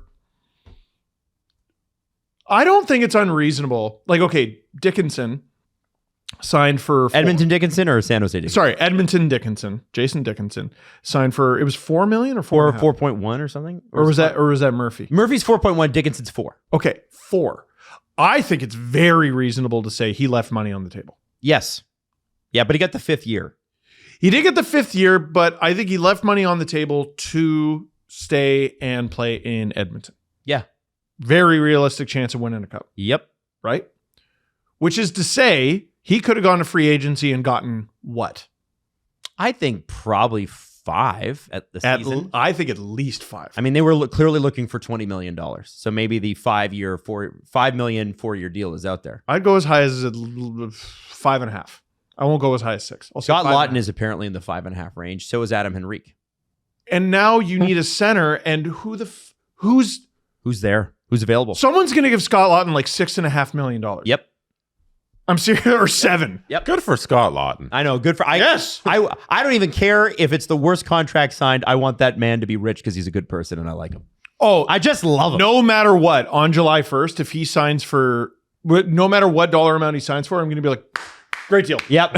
Great deal. And just know that I'm doing a bit, but also great deal. You know what? We'll give it a 10 out of 10 no matter what the terms are. I hope it's with. I hope he gets 10 by 10. Yeah. I love Scott Laughton. I'll die for him. So then let's just moving down the list here. So I said Brandon Carlo's name's out there. Jake McCabe's name's out there, but he's not been asked to waive a no trade. And Jake McCabe signed here, even left money on the table. And also he was one of the last contracts where they deferred money. That's right. And then the NHL's like, no, stop it with your fucking fun. They got rid of that and the double retention on the same day. That upset me. Double retention makes things so much more fun. Jesse, here's what's going to happen. The next commissioner is going to be Bill Daly. And then the next commissioner after that is going to be a commissioner who's worth it. And that person immediately on day one, all they have to do to have the most successful career in NHL history is to change the playoff format and bring back double retention. That's all you got to do. 2050 is about to go crazy. It's going to go nuts. Yeah, what are you talking about? I got That's all you got to do. 40 years for this? With the Toronto Maple Leafs, though, the name that we've been holding back on is Matthew Knies. And his name has been out there and out there with a vengeance. And you can see why after the Bo Byram trade, even Sens fans are like, oh, you think that Matthew Knies would get a 4th overall pick, blah, blah, blah. And they're like, oh, but maybe. Well, there was a Blackhawks fan I saw. He was like, oh, Leaf fans are delusional thinking they could get the 4th overall pick in Frundell for Knies. And they went, oh, okay. They might. But well, now look. Oh, okay. Well, It's tricky because they're obviously different players. One's a winger, one's a defenseman, one's older, one's slightly younger. How far off of Byram's value is Knies? Not far. I don't think it's very far, especially, well, I would much rather have Knies, and the reason is because of the cost certainty. Mm-hmm. He has, did his contract start yet? Yes. Or so this past season he made $775. Yes. So he has 5 years left then of $775 at, I think, 23 years old. And no trade protection. And And had oh my 66 God. points in 79 games, despite putting on. So here's the story. People are a little bit weird about the story. He bulked up because he thought he needed to bulk up. And he did that on purpose. Now he's trying to cut because it cut into his speed. And I think there was an injury there too. In 79 games, he still had 66 points. Like, It hurts, guys. There's lots of people who are like, oh yeah, this guy's fucking awesome. I don't think you understand that there is no physical specimen like this on most teams. I'm pro analytics, unless you're talking about Matthew Knies. Tom Wilson was like that too for the first little bit. I think his analytics have improved, but like, He is a freight train. yeah. He will beat the shit out of you with his left hand Yep. and guide you lovingly to the ice once you're knocked out with his right hand. Mm-hmm. He can score. He can kill penalties. He can play on your power play. He's a brilliant playmaker. He's a great skater. Fuck. That's looking at the Byram trade. A week ago, I was like, you're out of your mind to trade Matthew Knies. And now I'm like, I am listening. So here's what I think's happening, and I want to drop a theory. Okay. The Leafs probably want to get another pick in the top 10. That seems to be where the wind's blowing. If that pick is available from San Jose, I think you try to make that call, whether that's 2 or 9, I think, right? They have 9. Yeah. Uh-huh. I think what John Chaika is trying to do is twofold. And God bless him if he pulls it off, if I'm right. I think he's trying to build a team of younger guys that Austin will get excited about and want to stick around for. But I also think he's building said team because if Austin doesn't want to stick around, the Leafs will survive it. There's some protection. I think in a perfect world, and this is extremely ridiculous, they get that second pick, they go McKenna Stenberg. And if you lose Knies to have to do that, well, then that's okay because you've got McKenna Stenberg and they have a hole where? Right side. Let's follow the breadcrumbs, Adam. Keith Pelly talked about Michael Hagee and all the Habs prospects by name. Mr. Spaghetti. Mr. Spaghetti. Oh, Tortellini, friggin' Manigota. He talked about all the Habs prospects by name. Mm-hmm. And that ended up being true. Mm-hmm. We know that now. Who else did he talk about? Who's that? Buffalo. Radim Murka was the name he brought up. He talked about Buffalo. And they were thrilled. They were so pumped. Buffalo just got the 4th overall pick. Yep. It was a bit of a weird trade. Keep hearing about Carson Carrolls and how the Leafs like him. Keep hearing about Chase Reed and how the Leafs like him. It sounds like even though they have the cap space, there's a very good chance they lose Alex Tuch. Yeah. There's rumors this morning, by the way, of a sign and trade with Seattle. Just throwing that out. Oh, really? Yeah. Okay. Well, I hadn't Tuch, even yeah. heard that yet. His contract's going to be too rich for Buffalo. I think you at that number that Seattle is going to be willing to pay because they just need people. They're desperate. So I don't think Buffalo should pay that. And I think Steve is barking up the right tree. I don't love the idea of Knies leaving, period. I don't love the idea of him staying in the division. Mm-hmm. I think that is a bloody nightmare. Not to mention, like, besides the fact that he's going to get better, he's also going to try to murder the Leafs every night. Look at what he's done at Amalie after losing in the Frozen Four finals. Every time he rolls into Tampa, he fucks them up. So a lot of non-Leaf fans are not going to know the lore there. Yeah, they lost the Frozen Four finals in Amalie, and he might have more points in that building than he does in Scotiabank Arena. Like, He makes sure with a vengeance to come back. didn't he get a hat trick? Yeah. Yeah, and he was great in the playoffs too. Unbelievable in the playoffs. It upsets me to think about what a perfect match Josh Allen and Matthew Knies would be. Oh, I you're think right. those two will own the town together, and it's going to be awesome for Buffalo Sabres fans. But I also like having the fourth overall pick, and I think that's what it's going to cost. Plus, like, I don't know what else you're putting in there to make that deal whole. But I think the fourth is the starting point. Can we get goofy right for there. a second? Let's say you flip Knies to Buffalo, you get the 4th overall pick. Then do you call San Jose and go, Rielly, 4th overall pick, 2nd pick? Because that gives them a 3-team trade? Yeah. Like, and maybe that's not the exact fair value, but wouldn't you want to move up and just select whoever the fuck you want to select? Or do you just leave? Because Riley's going anyway. Rielly seems like enough value to move up the 2 spots 4-2. I think he is for a team that has 0 defensemen. Yeah. And a team that doesn't really need 2 because they're going to be happy at 4. And he's great. He's a good person. He gets to go to play with Celebrini. That's so cool. Go feed Celebrini. We have so CJ was in I would here. have wanted Eklund, by the way. I love Eklund. Oh, so yeah. I Yeah, would me love him too. on the Leafs. I wish the Leafs did that. Yeah. So it's Wednesday. Monday we had CJ in here. Yeah. And he talked about how Darnell Nurse has become underrated, Yeah. which he's right. Yeah. 9.25, nightmare. Good Breakneck player. speed, really bad cap hit. Has been, still is. But he's underrated because we've been talking about how awful he is for so long. I kind of think it's the same thing with Mo. Yeah. Now I don't know if he's enough to move up from 4th to 2nd. Maybe. I can see it. But like, how many points did he have this past season? He still had like 40 plus as a defenseman who's supposedly washed. Now, in front of his own net, Jesus wept. It's holy cow. Well, and I the reason a lot of Leaf fans, Steve, just to jump in, want to keep him because maybe in a new system he'll be great, and I think there's a point to that. But you must elevates in the playoffs too. elevates in the playoffs, no question. He's always a good playoff performer. My issue with Mo is that every head coach goes, we're gonna bring his minutes back down, and then they never fucking do. You have to take the toys away sometimes. Right. So I think that's why they trade him. Huh. Oh I mean, my God. It's just also like Gavin McKenna's coming in, left winger. Yep. Like you, Stenberg's a left winger too, so that might be a complicating factor. Did you? I think hail him I think you go defenseman. Do you go defenseman? Right. I think you go defenseman with the next top 5 pick you'll have, if that's the 4th. So let's say it's 4th. McKenna Carrolls. Yeah. I spoke to someone the other day who thinks Carrolls is going to be the best player in the draft.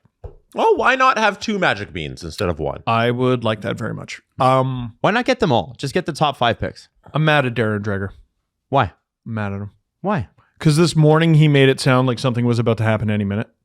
Well, And now it's 1 in the afternoon and nothing has happened, which increases the likelihood of a trade breaking at exactly 5 o'clock and just totally fucking us.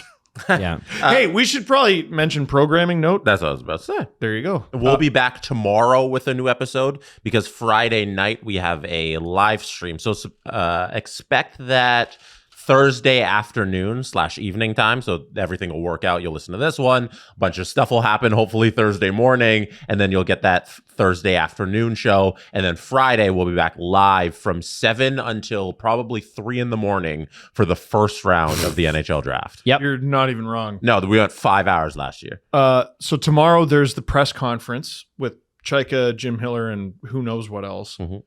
So Jesse's going to go cover that. Then we're going to do a show. Then we're going to do a VIP. And then, I don't know, maybe sleep. You forgot the Knies trade that's going to happen before that. Sleep Sunday. Oh, I know. Like tonight and either tonight or tomorrow morning, I'm expecting to make a Rielly video and a Knies video. And ideally, you get to ask John Chaika about both of those things tomorrow. Yeah. We'll see. Which is insane. Yeah, we'll see. The list we were given of potential trades: Mason McTavish, number 2 pick; Hellebuck, Knies, Lundell, Elias Pettersson's names out there, DeBrusk, and potentially both Robertson brothers. Although one of them is a little bit more notable than the other. Still don't know what the Leafs are going to do there. But you know, Anton Lundell is far and away Florida's most valuable trade chip, and I just think they're insane to trade him. Yeah. But you never know. Now, we got to get to, there was a couple of press conferences in the last couple of days, and we have to play these clips. We got to get into this. Mike Babcock in Edmonton yesterday, And no, it did not take long for Mike to speak about himself in the third person. It was like the 5th most important news item yesterday. I'm going to skip Mike's opening remarks, Jesse, because, they were long. They were about 3 minutes long.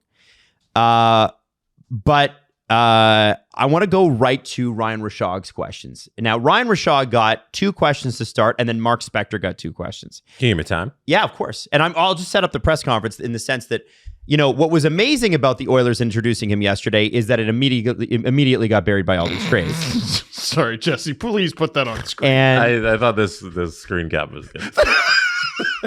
Jesse went there totally by accident. Stan Bowman looks...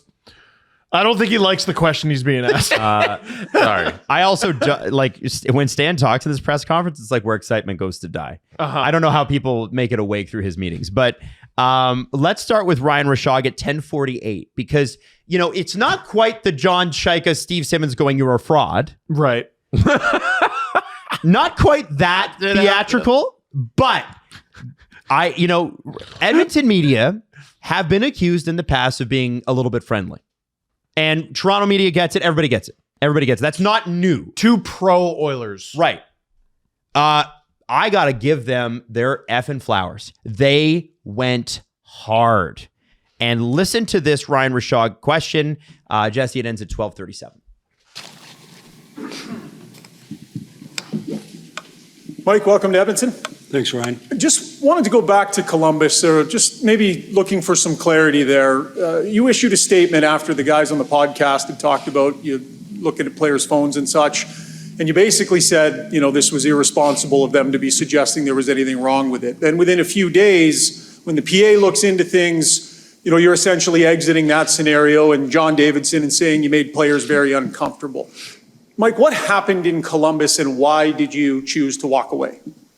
Well, I chose to walk away really straightforward, and I appreciate the question here. It was very evident before the year started. I hadn't benched anybody. I hadn't talked to anybody. I hadn't sat anybody out, and it was evident that we weren't together as a staff right from the get-go. My wife gave me a call, and she said, it's time to get out of there. I'd been retired. I was pretty good at it. I got back to being retired. So, Mike, the reporting that's out there has been about you looking through players' cell phones, asking them to share photos and such. Like, at any point, Mike, do you feel you stepped over the line with the way you handled that situation? And is there anything else that maybe we haven't heard about that happened there that resulted in you walking away? No, to be honest with you, anytime you make anybody feel uncomfortable in your life, you should take a look at yourself and you should say, how could I do that better? And I think that's what you do as a person, is you try to always be better at what you do. The situation in Columbus, they've had a full review, and I'm thankful to NHL and NHLP for doing that. It didn't work out for us. We're excited about making it work here. All right. So I got to give Ryan Rishaug, because he said he tried to get away from the question, and Ryan followed up and said, no, let's talk phones here. Yeah. And that, you got to remember the position that he's in, and wait till Spec comes up too, because Spec asks a good question. He's got to talk to Mike twice a day all season next year. And the rumor is Mike Babcock got a 4-year extension or 4-year contract. So it could be the next 3.5 years. You never know. Takes him to damn near 70. So, yeah. So what I love about this That's young. This is them going, hey, in the NHL, yeah. We don't really give a shit. Mike's answers also denote that he doesn't give a shit. So this is going to be a very interesting dynamic. And that's the first fucking day, man. Him saying, anytime you make, do I get to bring this back? Yeah. Let's go. Anytime you make people feel uncomfortable, you got to look at yourself, right? That's as close to accountability as you're going to get. Oilers fans are going to, so he's done a bunch of shit in his NHL career. Forget Columbus. Detroit, He's done a bunch of shit. Detroit. And yes, Red Wings fans were there telling Leaf fans, just you wait, and hot diggity damn, they were absolutely correct. He's very charming on the mic. He's going to charm a lot of people, and he's going to make you forget. This guy's a brilliant job interview. Brilliant job interview. Brilliant on the microphone. Charming. Brilliant hockey mind. Funny at times. I don't think with Babcock you're ever going to know anything is going wrong in the moment. Yeah. Mm-hmm. But I don't think it would shock anyone if a couple years after he's done in Edmonton, 5 years after he's done in Edmonton, people go, let me tell you what this bastard did. And he's a hard, people talk about how, soft nowadays, snowflake or whatever. There's a difference between being a hard ass, which is what I think John Tortorella is. Like, for as much of an absolute petulant child as he is with the media, generally with his players, the review afterward is, I like playing for him. I always knew where I stood. Mm-hmm. Right? Babcock, if you were in Babcock's doghouse, you were barely seen as a human being. You can't get out. You can't get out. And some of those guys, people forget about this comment. I don't remember if it was pertaining to Peter Holland or Josh Levo, but when they left, they then fizzled out. Or maybe it was even Frank Corrado, and he said something along the lines of, guys didn't like it here. They didn't like how they were treated here, and then they went somewhere else and found out they weren't a player. Like, he said something along those lines, and I was just like, Jesus, that's cold. Mm-hmm. And that's how he views it. Yeah. If you can't be in the lineup for him, you're useless. All that stuff about, you have a 23-man roster and you have 3 spares. I got news for you guys. If there isn't an injury, those guys are not playing. Yeah. They are not playing. The backup goalie will play second half of back-to-backs, and that is essentially it. If you're a veteran coming up on the end of your career, if you're a fringe player, if you're a fourth liner, if you're a rookie, unless you're one of the prize ponies, mm-hmm. which is to say Connor McDavid, Leon Draisaitl, Zach Hyman, this might be a real shitty 4 years for you. Yeah, and one correction, the backup goalie might also play Tavares' return to the island. That's the other place where he's going to play the backup goalie. You know what? He would start Tarasov in Ottawa when Brady makes his return. If they have Bobrovsky and Tarasov, he would start him. Right. Now let's get to the next. We got a lot of audio here. Okay. So Ryan Rishaug has primed the engine. Mark Spector then goes, where's the gas pedal? Let me step on that with a couple of questions. The first one starts with Stan Bowman's past. Mm. Oh, I mean, that's the question. And the question to Mike is, why do you deserve a third chance? So let's play it. It just keeps going? Yeah, 12:40. So yeah. Okay. Thanks. Next question. Go ahead. Mark Spector, Sportsnet. Welcome to town. 2 years ago, Stan was sitting in that chair, and he was coming from Chicago, and he was telling us about, he had reconciled with Cal Beach. He had spent a lot of time with Sheldon Kennedy. He had several character references that told us that he deserved another chance, a second chance. So I'd ask you, Mike, what have you done over the past 2-3 years to deserve what would be a third chance? Yeah, I think that's a great question. I think the big thing is just about trying to improve yourself and get better. I'm real fortunate that I have 3 adult children. We talk on a daily basis about how you improve, what you do to get better. I'm real comfortable with the group we're going to have here surrounding me. I'm real comfortable with the management team. I'm comfortable with the interaction I've had with the players and how we've walked through how the interaction is going to be and how straightforward. And obviously they're comfortable or I wouldn't be here. And I thought that was important to have that happen so a weekend they can't be suddenly uncomfortable. So we went through that whole process to make sure we're moving ahead here. And like I said to you, I'm excited about the opportunity. Okay, pause it there for a second. Right there. So he's going to go to Stan next. The players he's talking about are 3. Connor, Leon, Zach.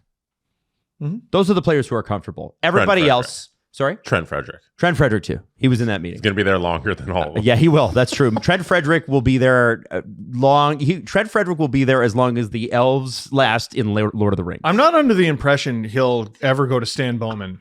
It's Jesus.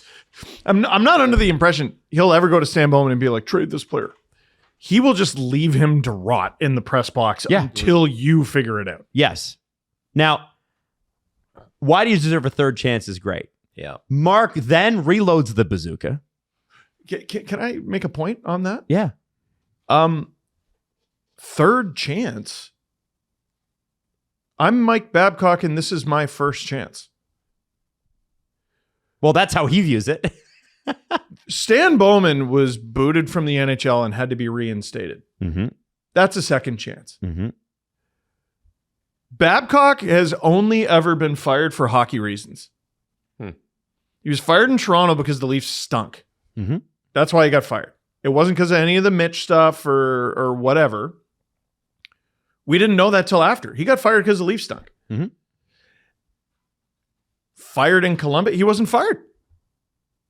They worked out a deal and he stepped away. He was fired in Detroit because they wanted Blashill to come up. And they stunk. And they stunk. They kept not getting out of the first round.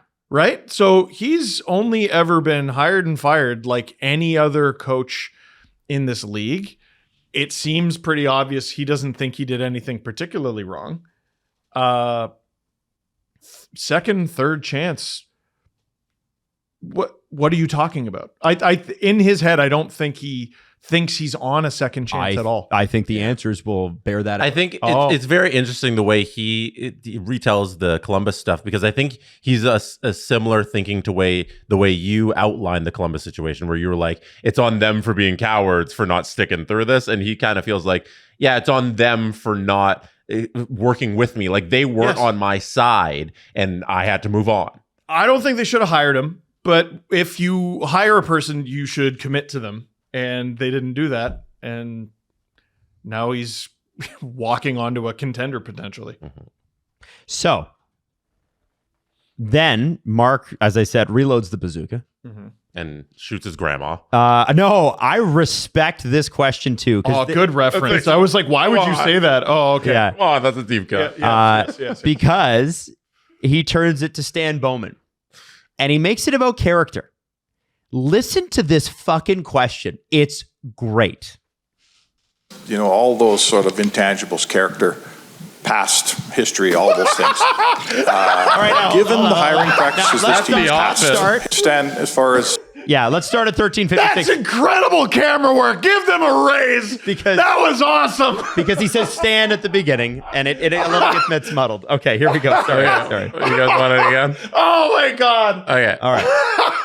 Oh, that's going to be the funniest thing I see all day. Hell, you got your headphones? Yeah. And like I said to you, I'm excited about the opportunity. Stan, as far as, you know, all those sort of intangibles, character, past history, all those things. Given the hiring practices this team has made, and given the fact that, you know, Vegas hires Carter Hart, puts him in goal to go right to the cup. Wow. Should the Edmonton Oilers, or do the Edmonton Oilers really care what anyone thinks about the character of the people they hire?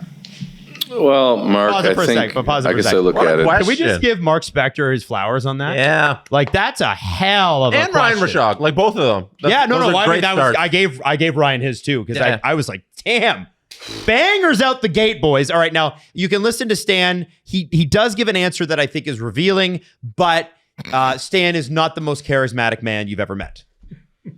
About the character of the people they hire.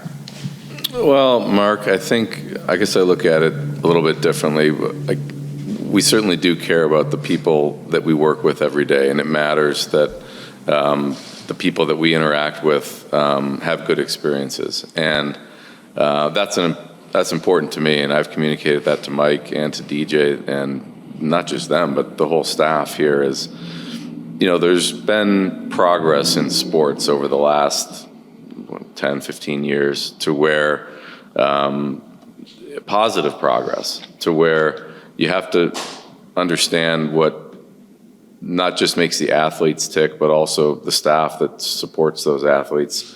We're all in this together. We're a big family, and there's a trust level that is important here that I need to trust Mike that he's going to operate that way, and he needs to trust me that we're going to do the same thing with everyone that we interact with. So it's important what we do from this point forward, and I understand the questions that you're asking. There's going to be people wondering. We can't change the past, and really what matters is our actions, not so much. I mean, our words matter as well, but I think everyone here who's skeptical, they want to see what actually happens and how we interact with our players. And that matters to me. And we've had great conversations, been very open, clear, explicit about what we expect. There's nothing wrong with holding players accountable for their performance, but also doing it in a way that's respectful, and that's what we expect here. So, I'm excited about where we're headed. I think Mike's got an incredible knowledge of the game of hockey, but also as you go through experiences like we all have, you grow from them. I mean, hopefully you do. I believe in talking to Mike at length that you recognize how you can operate differently moving forward. So, it's exciting to think of those possibilities. Okay, let's pause it there. So the answer is very long and befuddling and whatever. I think he's saying, yeah, we do have standards in this organization. And of course he's going to say that, right? I'm sure you missed half of that because there was just a lot of yap, not a lot of substance. But the reality is they're basically telling you what Mark Spector asked, which is, do you give a shit? And they're like, yeah, we give it a little bit of a shit. But what's our give a shit level compared to other teams? That's the question, I think, that people want to know.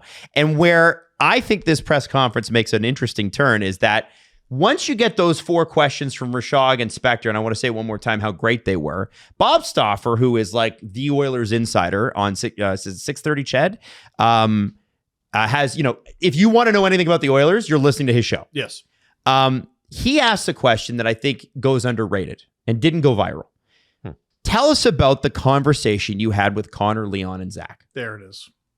1644. He doesn't have to, the beauty in this question is, we know you had it, tell us. And what Mike's answer here says, I think is very interesting. Go ahead. We'll go up front here to Bob. Bob Stauffer, Oilers Radio Network. This question's for Mike. Mike, it's a players' league, and you alluded to it a bit, but can you perhaps shed some insight just in terms of the conversation that you specifically had with Connor, Leon, and Zach, and maybe a bit about what you sort of reinforced from your perspective, what you were looking for, because I'm going to assume that it was a fairly animated conversation. They had questions for you, but you also had some questions for them. Well, 100%, Bob. Thanks for the question. I mean, obviously, when you're sitting with those players, number one, you're having fun, but they've played the game long enough, and they're good enough players. They have opinions about how things should be. I'm fortunate as a coach, I've had lots of success, and I have thoughts on how things have to be, and we discussed them in detail. We broke down what was going on in the playoffs. We walked through the clips. We walked through how it would be done here and how it's going to be done moving ahead. And we talked about Leon, Connor, Zach Hyman, and the rest of this leadership group want to get better. And that's what they've asked of me.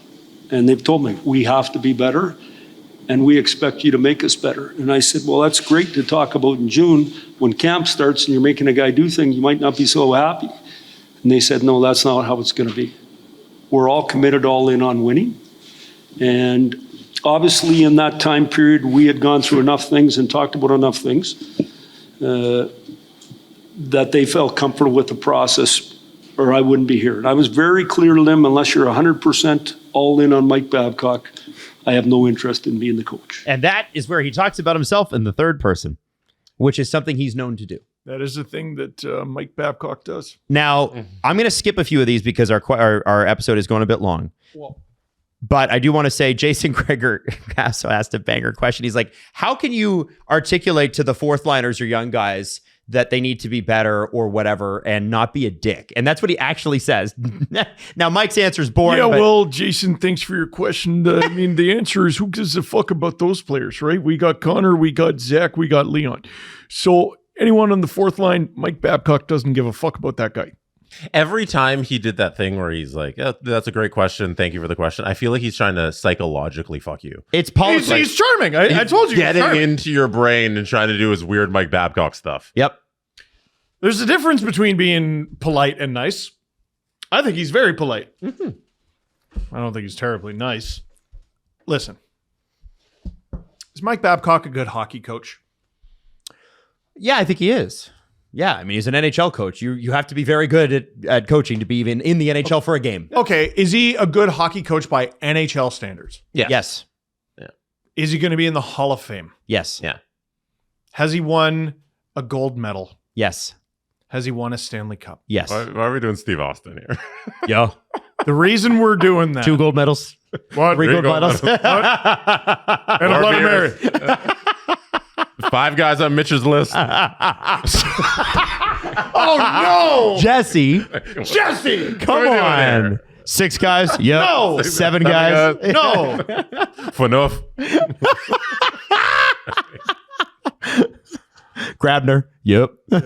Malamaholic. B.A. Parento. Sorry. Nick Spalling. Where are we going? Mike Babcock, for all his faults, is an incredible hockey coach. That's the reason they hired him. And they keep bringing up Connor and Leon and Zach because that's who made this decision. Yes. Yes. Stan Bowman's sitting there and wearing these bullets. I don't think he had much to do with it. The inmates are allowed to run the asylum when the inmates are Connor, Leon, and Zach. Well, I also think that the owner has Stan Bowman, because who was hiring Stan Bowman other than Edmonton? Right. So Stan Bowman does whatever Daryl Cates wants. If Stan Bowman in 2015 had been offered the Oilers job, he'd have told them, he would have laughed them out of the room. Laughed them out of the room. You could have telegraphed a decision like this a couple of years ago. And we're allowed to play press conference footage. We are not allowed to play footage of an Amazon documentary. So I'm going to go ahead and do my best impression since we're not allowed to play the footage. Dig in right fucking now! He comes that unhinged. That's the sound that Connor McDavid makes. And we only know about that because they happened to catch those 5 seconds on camera. And they didn't want that coming out, by the way. They tried to stop it. They tried to stop it. My guess is that has happened more than once in Connor McDavid's career. I've never seen a single clip of Connor McDavid in the Erie Otters locker room. But there is a popular viral clip of him walking into the locker room and going, fuck! Literally like that. If you think I'm being unhinged, go watch the clip. I'm just doing an accurate impression. I think they're 2 peas in a pod, Connor and Mike. I do. They are hell-bent on winning. At least whatever you believe about him, at least the monster that is Mike Babcock has had his hunger for winning satiated by actually doing it.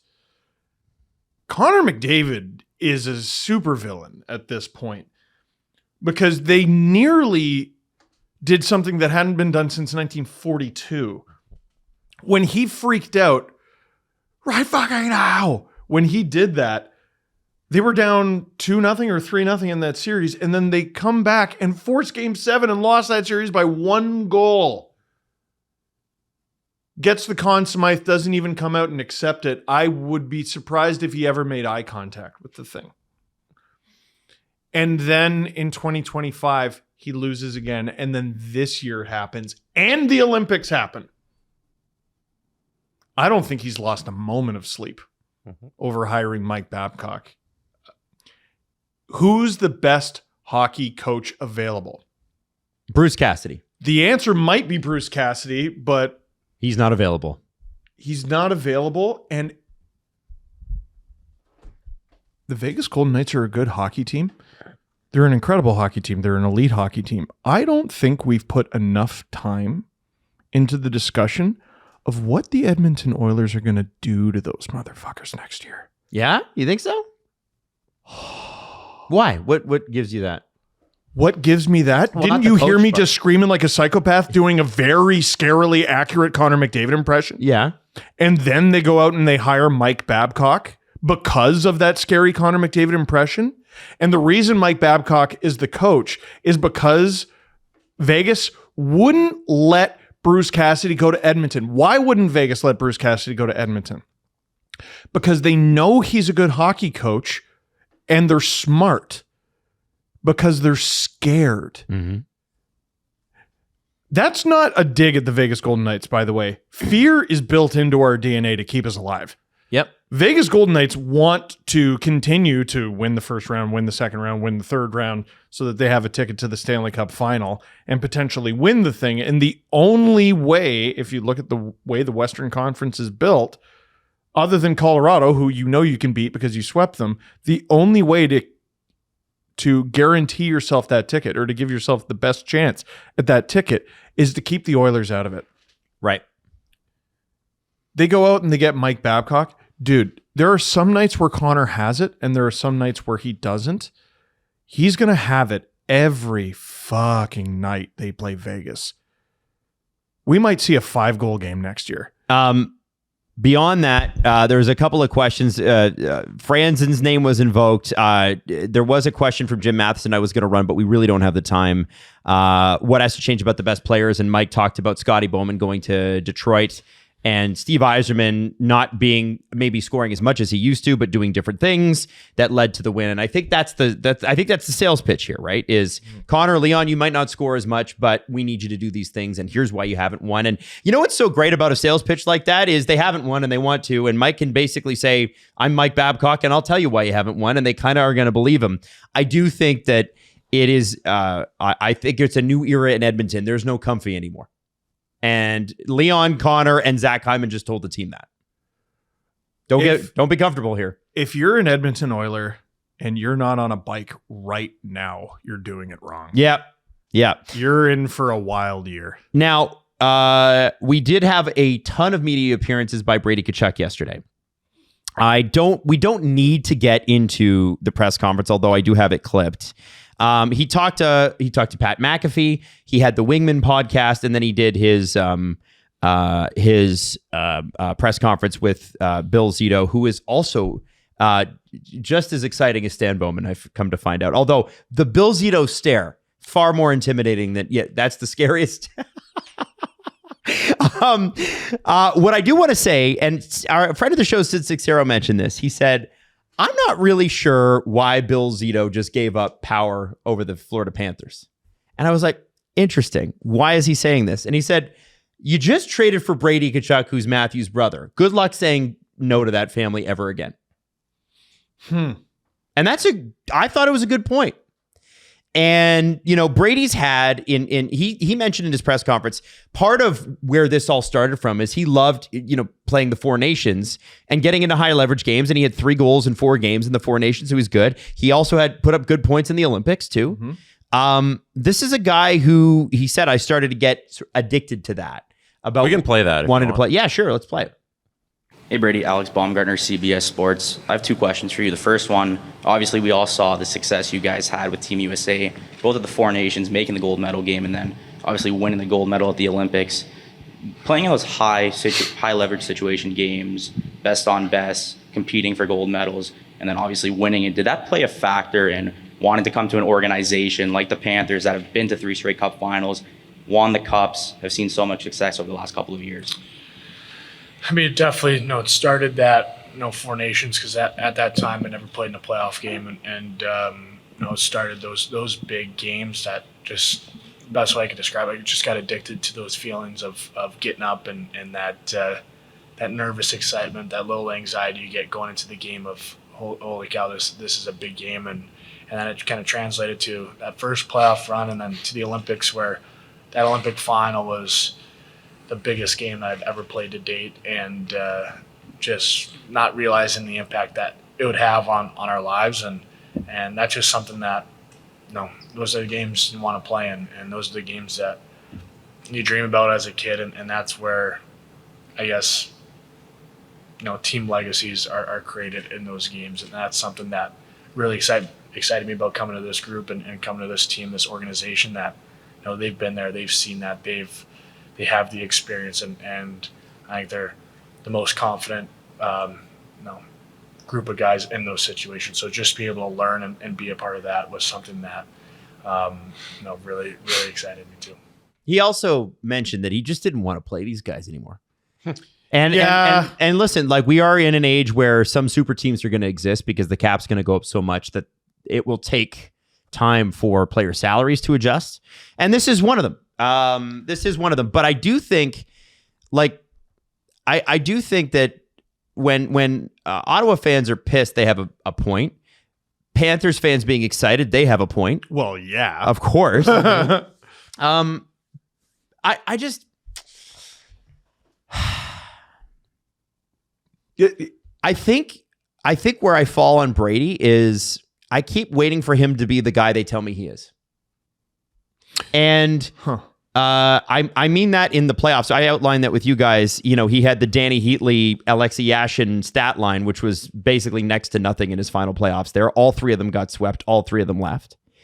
I feel like, and Bill Zito said this in the press conference. He said, none of these guys are superstars. Now, part of that, I think, is market. What? Well, he essentially said like bankable superstar. Like, I know we see Barkov as a superstar, but how many years in a row was he underrated player of the year, right? Like, that's real. He's right. Yeah. Okay. Matthew Tkachuk, I think, is an actual superstar. But I also think a part of this is, he talked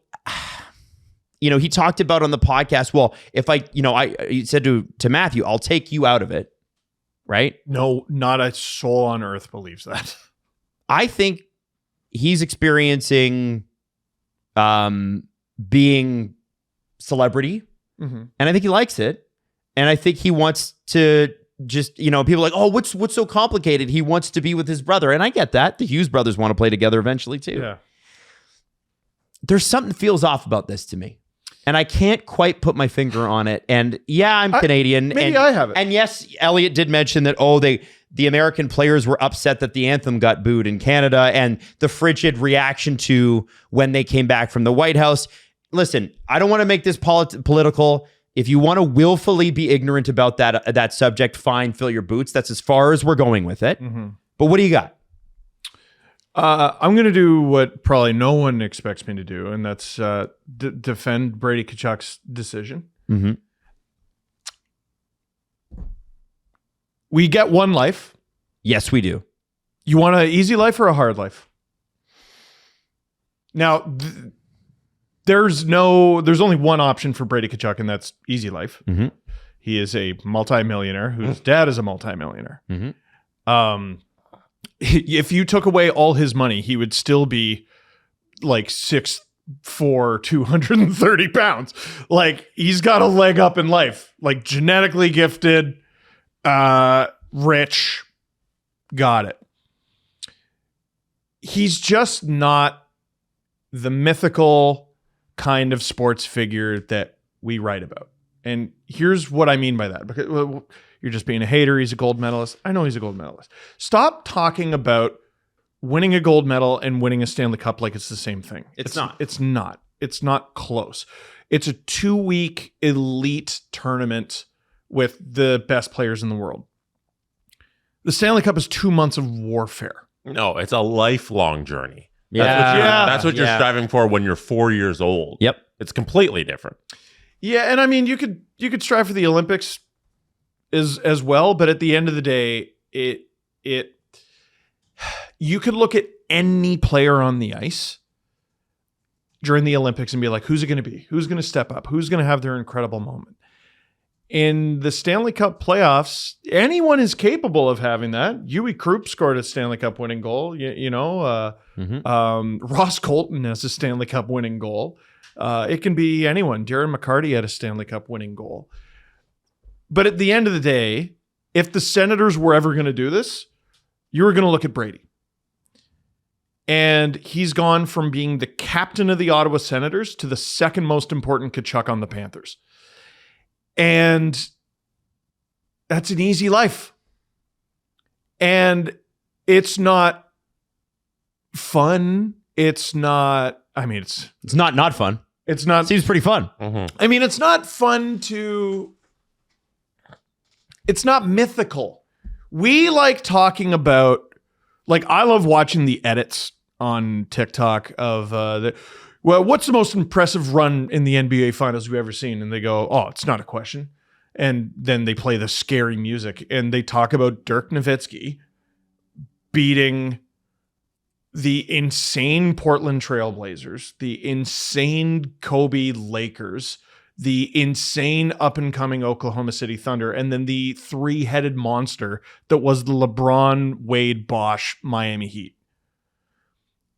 And that's just not what's happening here. There is no option where if the Florida Panthers win the Stanley Cup,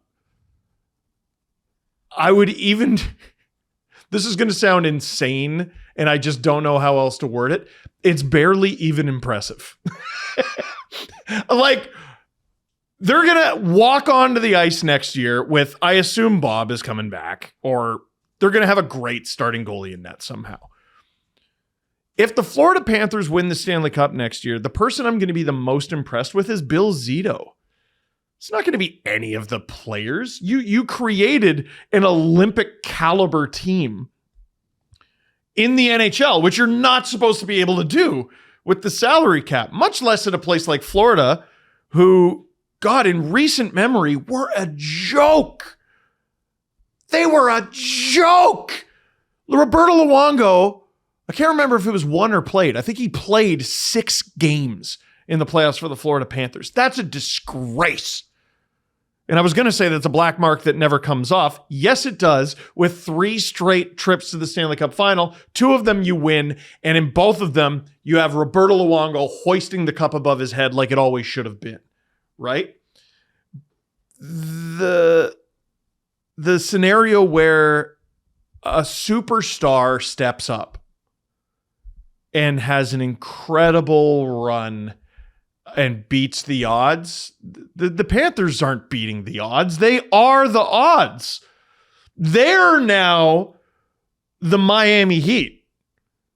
The Miami Heat won, and when they won, we were all like, yeah, so what?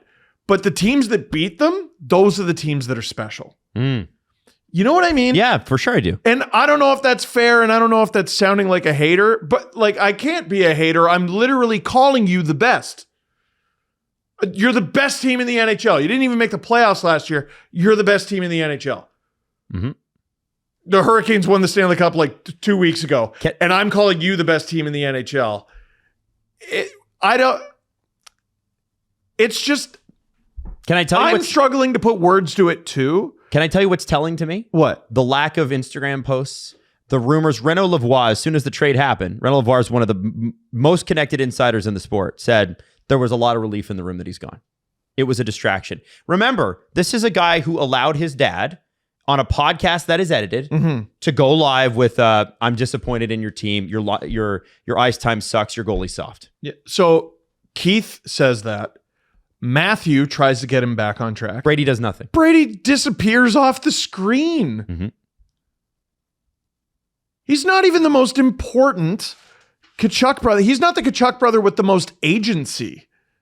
You know what I mean? Yeah. And he's taking the easy route, which I totally understand on a human level, but you have to understand why an Ottawa Senators fan would be like, that is the softest shit I've ever seen. Well, and Matthew said in the Canada stuff, this is how I know, this is where I got to start pushing back on this stuff, because the thing that really got me was Matthew Tkachuk saying, well, in Canada, you got to wear all these hats, and in Florida, you don't. What he essentially said was like, well, you got to do all this stuff in Canada where you don't have to do that here. And to me, it's like when Getzlaff went on that podcast and said, I'd never play in Toronto, the media. I'm like, just admit you're soft. Just admit you're soft. And Ottawa's media is, they want you to be successful. Can we... And I just feel like this is okay. Ottawa media. You are. I can't get over that. You are. And it's not just the media; it's the other stuff. Yeah, being a captain up here comes with some responsibility. You know what Brady could have said? No thanks. How about being a captain? But he accepted. That's what I'm saying. He could have said no thanks to being a captain. He didn't say no when they gave him the C. He didn't say no when they gave him generational wealth. And, you know, and when it's Edmonton, Florida again in the finals, no one will be surprised. I can't blame him for taking that route, and you can't blame anyone for not respecting that route. Yeah. But I think it's time we start saying, okay, then you're just too soft to be here. Some people are, some people are not. Zach Hyman's a guy that can handle the heat. Connor McDavid's a guy that can handle the heat. Leon Draisaitl can handle the heat. Austin Matthews scored 69 goals here. He can handle the heat. William Nylander shows up every year in the playoffs that they make it. He can handle the heat. If you don't, you can't. That's fine. You went and you made your choice, and that's fine. But we do know. But you don't get to then talk about how you're the big tough Tkachuk brothers. Right. You don't get to say that. It can't be both ways. And the next staged fight that you guys start and lose to a 37-year-old. It's not going to be as... Yeah. There was a moment there where the Tkachuk's like, wow, like these guys... Now people are going to be like, yeah, okay. We have another stage fight. Yeah, okay. Okay. Well, right. and this is what I'm talking about. When Panthers fans will love it. This is what I'm talking about, like Olympics best on best and everything. Mm-hmm. You yard sale an entire line with all those fights off the top. Yeah. And it's like, oh, okay, well, I guess I'll just play Matthews and Larkin and Boldy and friggin' all these killers that we have in our lineup a little bit more. Mm-hmm. You do that in Ottawa, it's like, thanks. You fuck. Like, all right, hey, Fabian, we need you out there. Like, yeah, it's harder. I think, Adam, you're right in that our opinion of Brady is allowed to change now that he's gone from captain, where he would have been the first person to lift the Stanley Cup for Ottawa. When Gary Bettman's there and handing the cup over to the Senators if they won the Stanley Cup, he gets first crack at it. He's the leader of the team.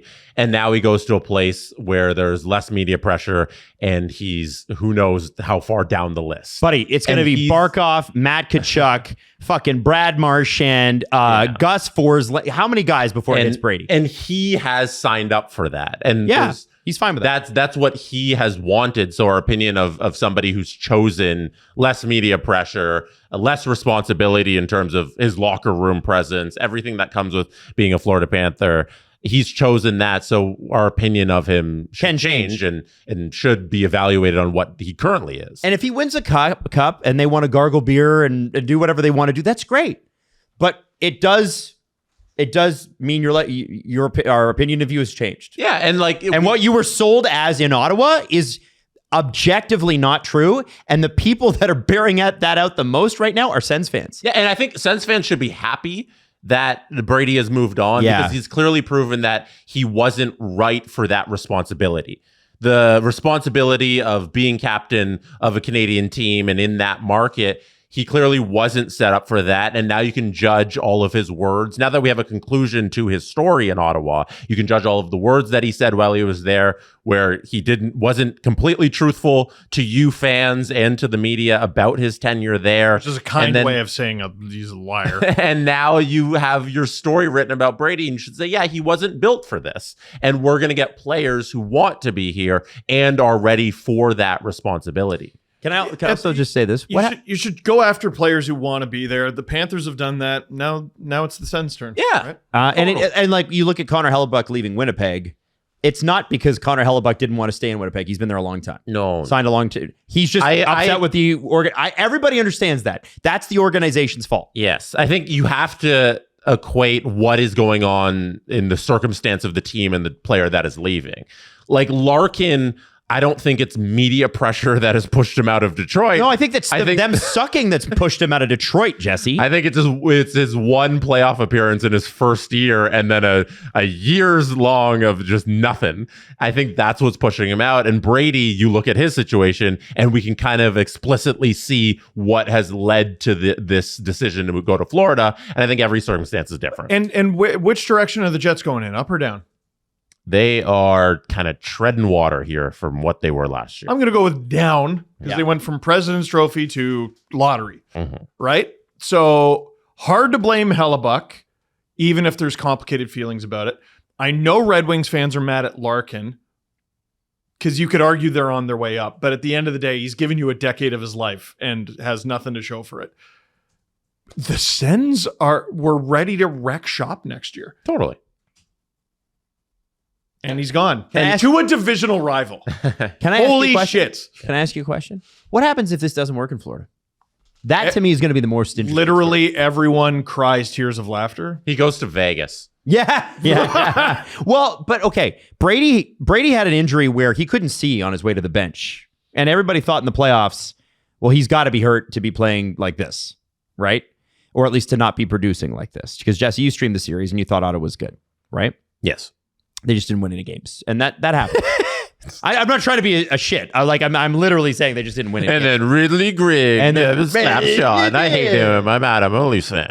But if this doesn't work, yes, we all laugh. Point and laugh for sure. I gotta kind of say that Marchand had surgery. Barkov blew out a knee last year. He's back. He looked good at the World Championships. This team isn't that old, but it's not old in terms of age. It's miles. Think of the. They have to lead the league in games. The wear on Matthew Tkachuk's body, the wear on Brady's body. Like these guys. So there's some concerns there, and I'm interested in that. Now, the last thing I want to leave you guys with, if we're moving off of Brady, is at a press conference that happened during the recording of this show. Don't go too far, Steve. Oh. Jarmo Kekalainen spoke about the Bowen Byram trade, but more importantly, confirmed what we all expected, which is Alex Tuch is quote unquote headed to free agency. But Seattle, who was supposed to be the front runner, that's shifted. Can you name the team that Alex Tuch at this hour is rumored to be going to? Can you tell me who reported this, or will that give it away? Well, no. CJ. Oh, yes. Okay, so that won't give it away. CJ's one of them. Yeah, I say that because he's a national reporter. Yeah, right? If yeah, you say a reporter, I'm like, oh, they covered this. Oh, like a local guy. Yeah, no. For Tuch? No, like what team? Yeah. No, I know. For Yeah, Tuch. What team for Tuch? Can I have a conference? And by the way, Kekalainen said he's going to be missed, but we'll be fine. No conference. Just guess a team. Just name a Got fucking 31 of them. Come on, for $1, name a woman. Yeah, no, think through it, but you don't get any more hints. Is what I'm trying to say. No, think about it, but you don't get any more hints. Okay. I was going to be like, what conference? What division? Just tell me this. This isn't 25 questions. Someone who probably needs scoring. I have a guess. Someone who has cap space. Let me go. You know what? They have a crazy amount of cap space. Chase that bag. Let's go Chicago Blackhawks. Oh, I love that. All right. Adam says he loves it, so I assume it's not right. Yeah. My guess is going to be Philly. Oh. Now, you're both, so you're in the right conference. In fact, Jesse, you're in the right division. Now name the team. Dang it. Carolina. Jesse? I'm not giving you any answers. So Carolina has about an Alex Tuch sized hole in their cap space. You can agree with Steve, by the way. You don't have to pick a different answer. Totally, but I'm going to. We have left the Islanders, New Jersey, Pittsburgh. You said Carolina. I said Carolina. And then my original guess of Philly was not correct. And then I think that I've named all of them. Washington's in there too. New York and Washington. So the Rangers and Washington. How old's Tuch? He's 30. You know what? That's a Rangers ass signing. I'm going to say New York. You know what I'm going to say? Because this is the Adam Wild tree to bark up. The Pittsburgh Penguins. You're all wrong. Dang it. The Washington Capitals. Really? Yeah. That's Ovi gone? I don't know. Well, here's the thing. If he plays this season, it's his last. Yeah. He's not playing past the season. So you sign Tuch, you have both of them for this season, and then now you'll have an Ovechkin size hole that he helps fill. I have the basic term, okay, of what this contract's going to look like. How do you have this? Because CJ tweeted it. Adam doesn't have it. I don't have it. CJ has it. Like I have it. No, for no. you. But what I'm saying, like, have his rights been traded? No, but we kind of know the basic thought of what he wanted. CJ's doing his job, Steve. Stop being surprised. Wait a second. I don't get it. Wait a second. Hold on. How does he know that? Who's his source? It's news to me, damn it. Sorry, this is my first ever podcast. Go ahead. Yeah, sorry. So we have the. You need to get to your live stream too. So I know. You gotta wrap up here. Okay. Maddie's like, yeah. We have Canada, Switzerland to stream. Okay. What do you think it is? It's 8 years. Oh my God. 8 years. Wow. 11. Jesse? 10.5. 10.6. Oh. He had the same amount of points as Matthew Knies. Just throwing that out there. Not great. Yep. Maybe Buffalo does trade for Matthew Knies later today. I guess we'll find out, won't we? Love you all, and we will see you tomorrow for our next STP. This Friday night live. Friday night 7 o'clock. Well, low before that, like 6:45 on the YouTube channel. Live draft show. It's gonna be a banger. We have so much content. And wasabi. We have so much streaming. Click subscribe. Go Canada. Right fucking now.